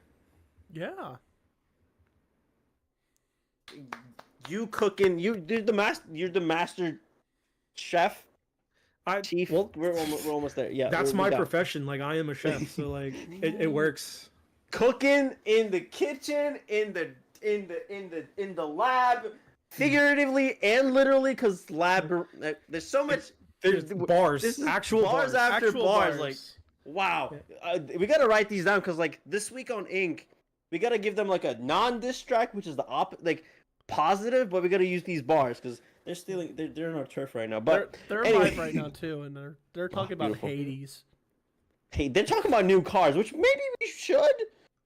Maybe if it's not red or yellow and can fit into Mufasa, I probably don't know anything about. Well, sir, I do. Let me get into Mufasa because when the DMs kind of happened, you were like, I'm gonna yap about Mufasa, so I'm kind of gonna give you the platform here to chat about it. I'll definitely ask questions because that thing has always been like such a fascinating one to like look around and see. I tried it out. It was a fun one, but I kind of want to see why you are playing the Mufasas.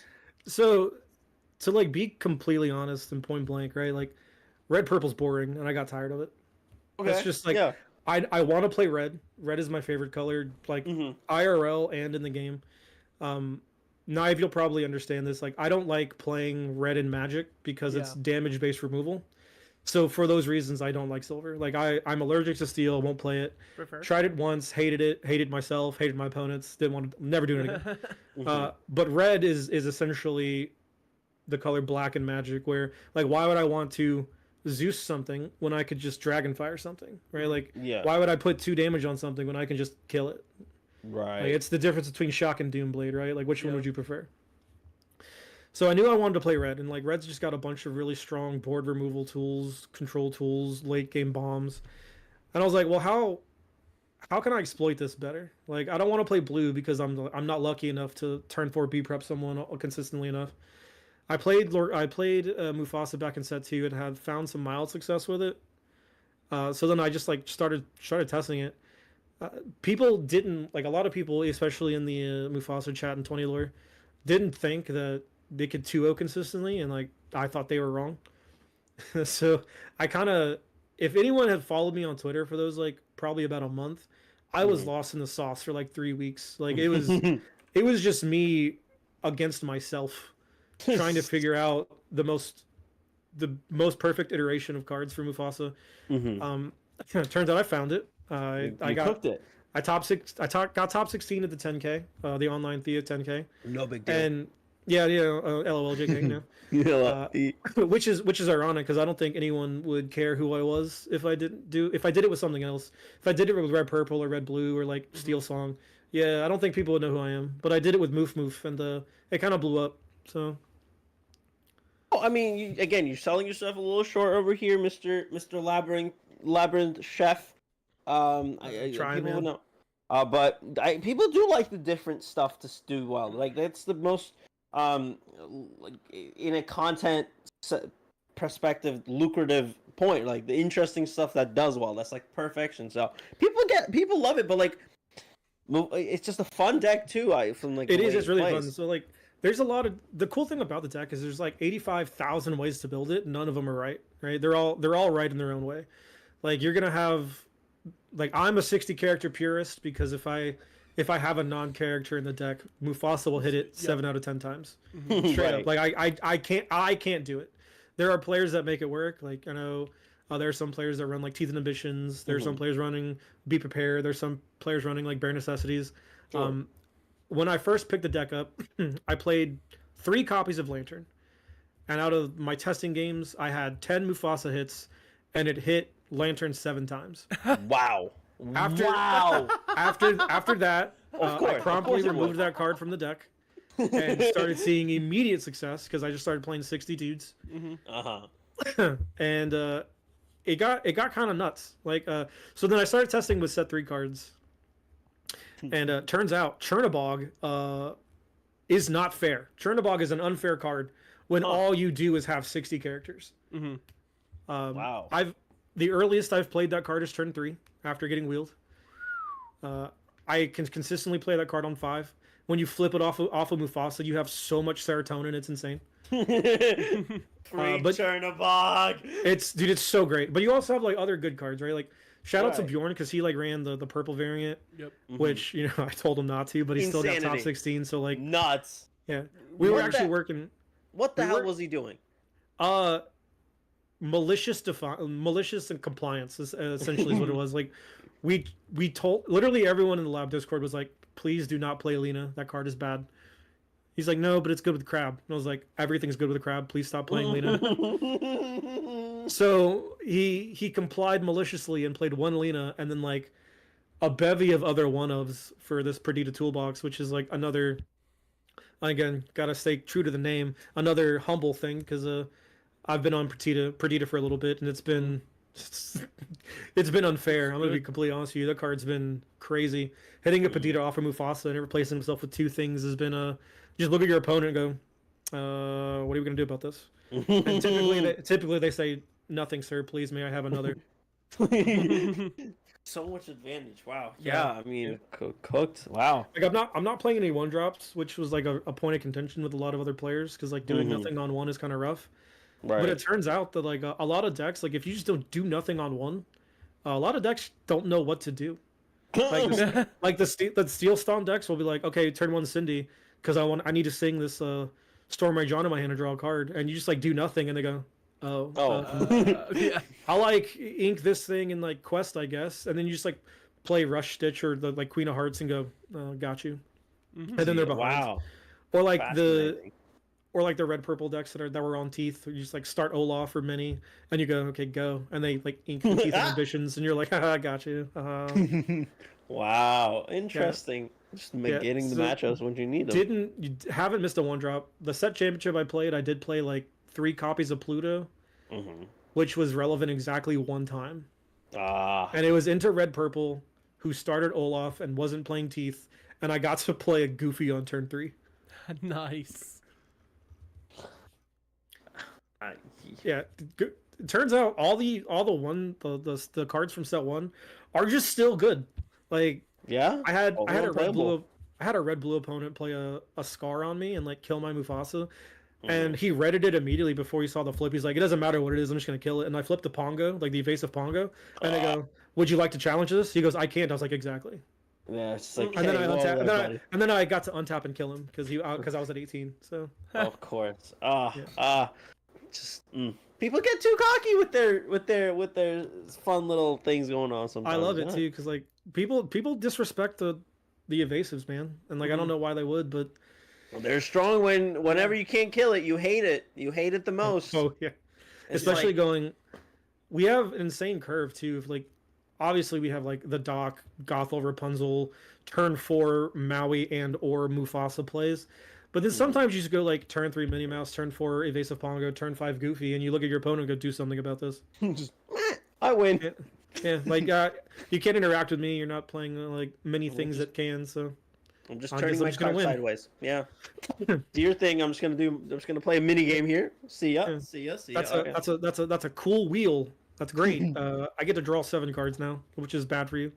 Well, the deck wants to see everything, so why not? Yeah, man. I just love the different sauces. And from like that deck seems like the matchups are they feel fine. You don't feel any. The matchups are great. So like every matchup is hyper winnable. The list I played in the 10K like folded to green steel really hard and folded to green purple. When you play like I play in the Perdita version right now, and like green steel and green purple feel almost unlosable at this point because you just get to play to the board so early. The only matchup that's a little annoying is red blue, because every red blue player I play against is just God's chosen warrior. So like I have can't all the answers. Like my set championship. Shout out to Jaden, he's a local. But he just had everything. Like game 2, he turned 4 B preps me. So I was like, okay, I planned for this. Minnie Mouse, go. He goes Medusa. I go, okay, Minnie Mouse, this is fine. He goes Medusa. I go, okay, play Perdita, get back Piglet. He goes, both my Medusas will sing 2 Let It Goes. I was like, I mean, he didn't see a Popsicle. He didn't see any Harams. He just had those cards in his hand. So I was like, I mean, when you are touched by the heavens, I can't do anything about that. Yeah, the gods was like, you're gonna win this one. Sorry. Yeah. Cal. Sorry. Just But typically, red blue's pretty easy. Like if, like I said, as long as they're just not, divinely blessed, you can sneak those out. Like turn 2 Piglet, turn 3 Doc or Minnie Mouse, and like turn 4 something else is like normally enough to get there. But like if they just have their God open and be prep you on 4, you're just like, well, this was fun. I guess I'm gonna lose the game for 20 minutes. See you later. Yeah. I mean, that's crazy stuff. How confident are we running into? Are you going to Atlanta first of all? I am going to Atlanta. Going to Atlanta and Chicago. Chicago. Okay. Well, I won't really talk about Chicago because we're gonna get into some set 4 combos too. But like, how do you feel about Atlanta? How like are we confident in the Mufasa going in? I'm pretty confident. Like I'm soft locked on Mufasa. I'm still gonna do some internal testing with Lab and see if there's anything that like I would rather do. But Mufasa's been treating me pretty well. I'm pretty sure I got the build that shored up his previous bad matchups. I haven't lost to red purple in like legit 2 months. Wow. So wow. I haven't lost to Steel Song in quite some time. Those are important decks you're gonna see in Atlanta, ladies and gentlemen. The Perdita version I'm on is better into green purple and green steel. So like literally the only matchup I'm legitimately scared of is red blue in the meta, and then if I see like some absolute animal on like Blurple or like some color combination that I just don't know about, and like I'll probably take an L there, which is like I think I'm fine. Like I'd rather have a pretty good favorable matchup into like the meta, and like if some dude was like blue yellow dwarf deck gets me, then like so be it. It is what they deserved it. They just wanted it more. And that's your like one like time that you're swept, Yeah, that's fine. Like that's what happened. Because you can get swept once or twice and make day 2. Yeah, it's I did it in the 10K. Like it's the reason it's called a humble run at this point. Like I started a 1-1-1 and then just 2-0'd the last 5 people. Yep. Wow. Well, crazy. I mean, like I did get really fortunate matchups. Like I played red purple 4 times, 2 at each of them, and played purple steel, like the non-wheel deck twice and 2 of them too. So wow. Opinion on the 2-game format, by the way. Especially with the new changes.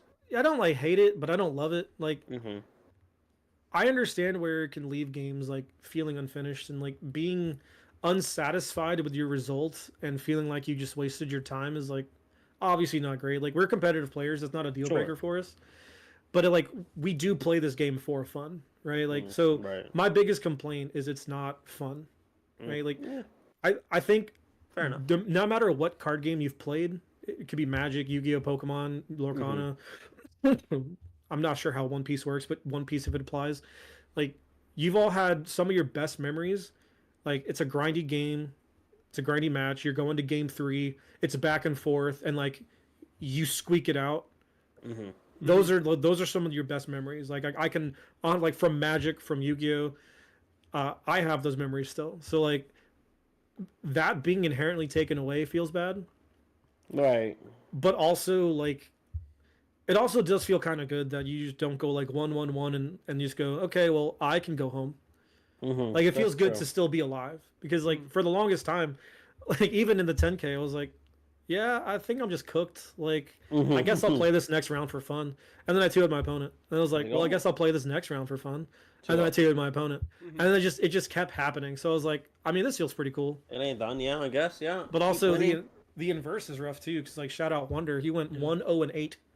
Oh. So like, yeah, that's not fun. Oh, that's 108. Yikes. Yeah, it's gonna be hard to make everyone happy though. It's just it just can't happen. 31. Yeah, like it's I gonna don't understand what the problem with the 3-game format was. Like I know there's a lot of people that are for it. I know there's a lot of people against it. Like I'm just kind of in between. Like it Sure. worked for me, I guess. Like like I don't hate it, but I don't Mm-hmm. love it. Like it's not a deal breaker. I'm not gonna like go do something else. I'm still gonna play the game because I enjoy the game. Yeah, Mm. I've kind of taken the stance of it like this is what they want to do, and a lot of people are against it. So maybe what I can do is I can show like, hey, here's the reasoning behind the 2-game format. Here's why it kind of works. Yeah. Like I'm not saying it's good or bad. I'm saying that's what it is, which is Yeah, like it's very like I said, lawful like neutral of me. yeah, like but like I said, like in my eyes, like obviously I don't want to like offend anyone who is like against 2-game format. But a lot of the time, it's like it's in my eyes. It just feels like I want to play 3 games. Like we're just complaining. Like it's not a deal breaker. We're still gonna go to your challenges. We're still gonna play in the online events. Like, Yeah. would we prefer it be best of 3? 100%. Like I'd prefer it be best of 3. I'm playing Mufasa, for God's sakes. Please give me that 3rd game. Mm-hmm. Mm-hmm. But like at the same time, it's like 2 games is fine. Like it's Yeah. I'm not happy about it, but it's not gonna keep me from playing the game. Yeah. So, well, yeah. I mean, you said it the best. We're gonna play it anyway. We're gonna show up. We're gonna do it no matter what. But maybe if I think Lorcana as a team, they're probably gonna like really dissect what the first DLC is gonna look like before they think about it. We discussed it last week as well. I don't think they'll change the format anytime soon. No. But I think they're gonna collect that information. If they change it, it'll be after Chicago. Yeah. At least. I Like- mean, at least. I would. I would say keep it even until Worlds. Like that way, Even. everyone's on like an equal ruling field. Yeah, but at the same time, like, how That'd be many interesting. challenges do you go, and then before people just like actually just actively stop playing? going. I mean, You know that's what fair. I mean? Like, That's fair. like we've had how many Theas at this point that were 2-game format, 4 or 5. and there's been an outrageous outpouring of people who are just against it, and Yeah. It's gonna be tough. It's gonna be interesting Excuse me. to see the official event and have them deal with the backlash of the 2-game format. Because, like you said, there's a lot of tweets out there that was like, "Oh, I played it. It sucked. I don't like it." So having that kind of real life when they have to run it may be a little bit interesting to see what happens with that. yeah, and who knows? Like maybe That'd this be is all great. for naught. Yeah, maybe this is all for naught, Yeah. and like we just start playing best of 3 again, like post Chicago. Yeah. And then, or maybe Ravensburger's like, no, y'all shut up. We're playing 2-game format for Swiss, and we just got to deal with it. Like, Yeah. but both things are possible, and I think it's not my place to determine if it's good or bad. I'm just gonna play it. You're gonna It's- get all the Mufasa rolls you need. You're gonna look exactly what you need. I'm not gonna lie, man. I've hit Chernobog more times than I've hit anything else, and that feels so good. Like That's the dream, right? Yeah. Doesn't Oh, get yeah. much better than that. There's maybe Dragon. Like there's what else do you want? You know. Well, like so Red in general has so many good hits. It's like Dragon, Tremaine, Chernobog. Well, I mean that's yellow, but yeah. still like you like Medusa. You have so many like premium hits, and then you add the evasive package if you're playing it, and you have Goofy and Minnie Mouse and Pongo that are just like, haha, you can't touch me. Yeah. So like, That's fascinating. I love a good like roll of the dice situation, but when you have all good cards, it's really yeah, like it's a They're all roulette. good. So It's a roulette, so we got to high roll sometimes, right? Like we have these big chunky boys in the deck to hit off Mufasa, just make your opponent like want to jump off a bridge. So we got to have them. And then sometimes you hit Stitch. Well, no, because I don't play it.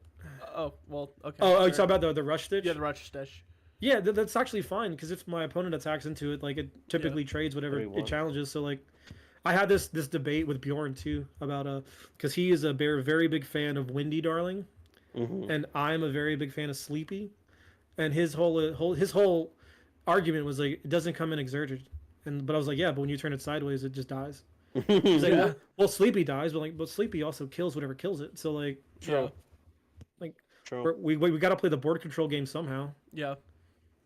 I mean, Very Sleepy exciting, trades with Rafiki, trades with Hook, trades with. The only time I don't like Rafiki is when like I go second against red purple specifically, because then they can just like bounce. Like they either have Snake or they have Fox, and it's like well, womp that sucks. But like against Steel, Sleepy is amazing. Even if they start Captain Hook, you're like, would you like to kill my Sleepy with your Captain Hook? That way my 2-drop can run into your Smee. That's fine. I don't care. Yeah. Especially with the Perdita build too, because like then it just comes back. Yeah, so Perdita. Wow. Yeah, sir. Well, thank you so much for hopping on the show. No problem. Thank you for having me. Of course, I'm definitely gonna have you back again if you have the time. Oh, dude, I will make the time. Oh well, hey, you're saying I abuse this power. When people say this, I will be like, hey, the day after, I'll be like, hey, you're coming back next month, by the way. Oh, that's fine, man. Come on, I'm open. We'll talk about forever. So all right, well, do it. I'm gonna lock this information. I'm slowly collecting the lab squad. Yeah. Like I have the 3 that's coming on a monthly basis now. You're gonna be the 3rd one, so it's gonna be great. Hell yeah, I'm just gonna sprinkle the lab humans around. If more come in, more the better. But before I go, I do have a request. Oh no. Okay. I do have a request. Okay. I have this shoe here, and I have this drink here. Okay. And I do believe you owe me a shoey. I know you clocked me down for one on Atlanta. But, oh yeah, okay. Let me move this a little bit because this juice, absolute juice. I'm rocking water, man. I just got off of work, so. Wait, hold on. Give me 1 second. See, I was prepared, chat. I was prepared. I had the shoe ready. I was, but I wasn't. You know. Yeah. Well, I had the shoe ready because it was on my foot. Let's but do this for now. Sorry. Okay. So Knife is no longer okay. Oh, what happened to Knives? He's not gonna shoey with us. He doesn't like the shoey. Oh. He's gonna get a gloss boot, and it's gonna be okay. Right, okay. Ready? Pour it. Water. That's fine. Okay. Ready? Yep.